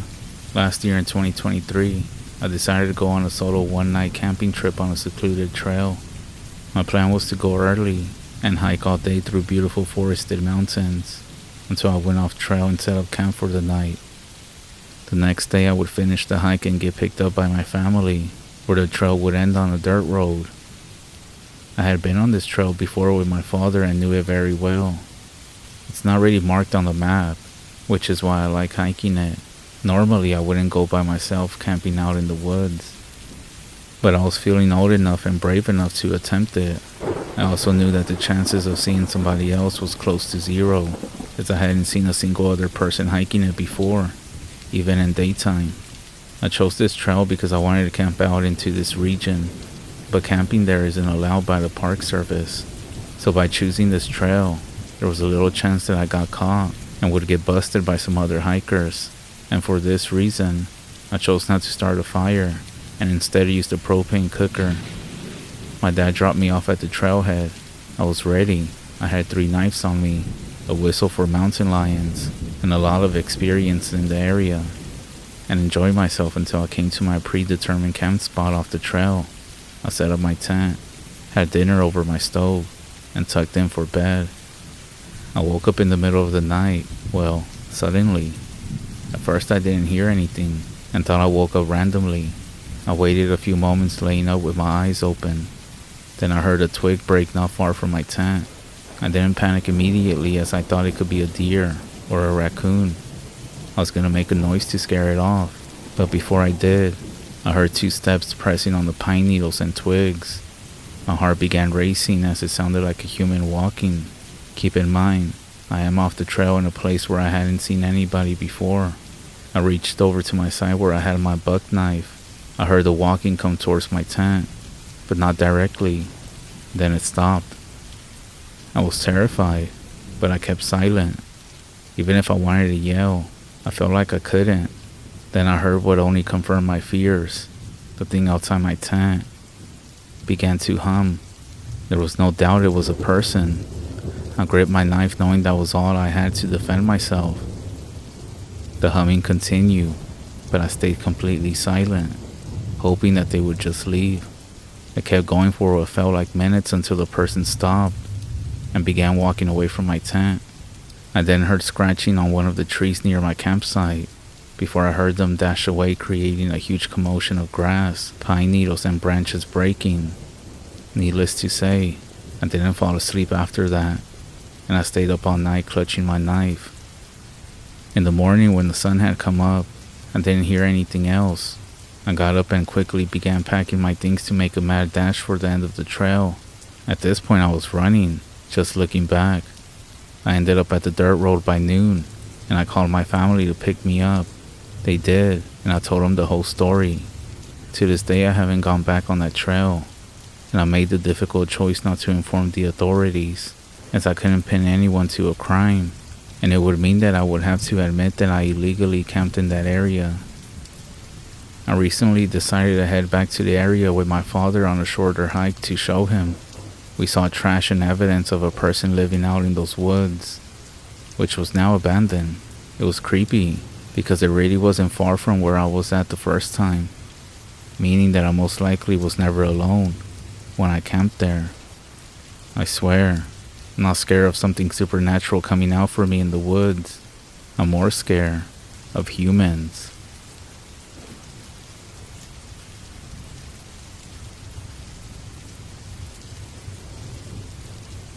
So I want to share this story to get some of your opinions. A while back, 9 or 10 years ago, I was staying down in the REZ at my grandma's house. At this time, a lot of my family was down, and some of you know how grandma's house is. There was a lot of people staying there, so there was nowhere for me to sleep, and I wasn't going to sleep on the ground with no blankets or pillow. So I called my mom and said if she could come get me. She answered, and of course, me being a mama's boy, she came and picked me up. We were heading out, and out here on this REZ, when you leave, you're heading out this curved road, then a straight path to the highway.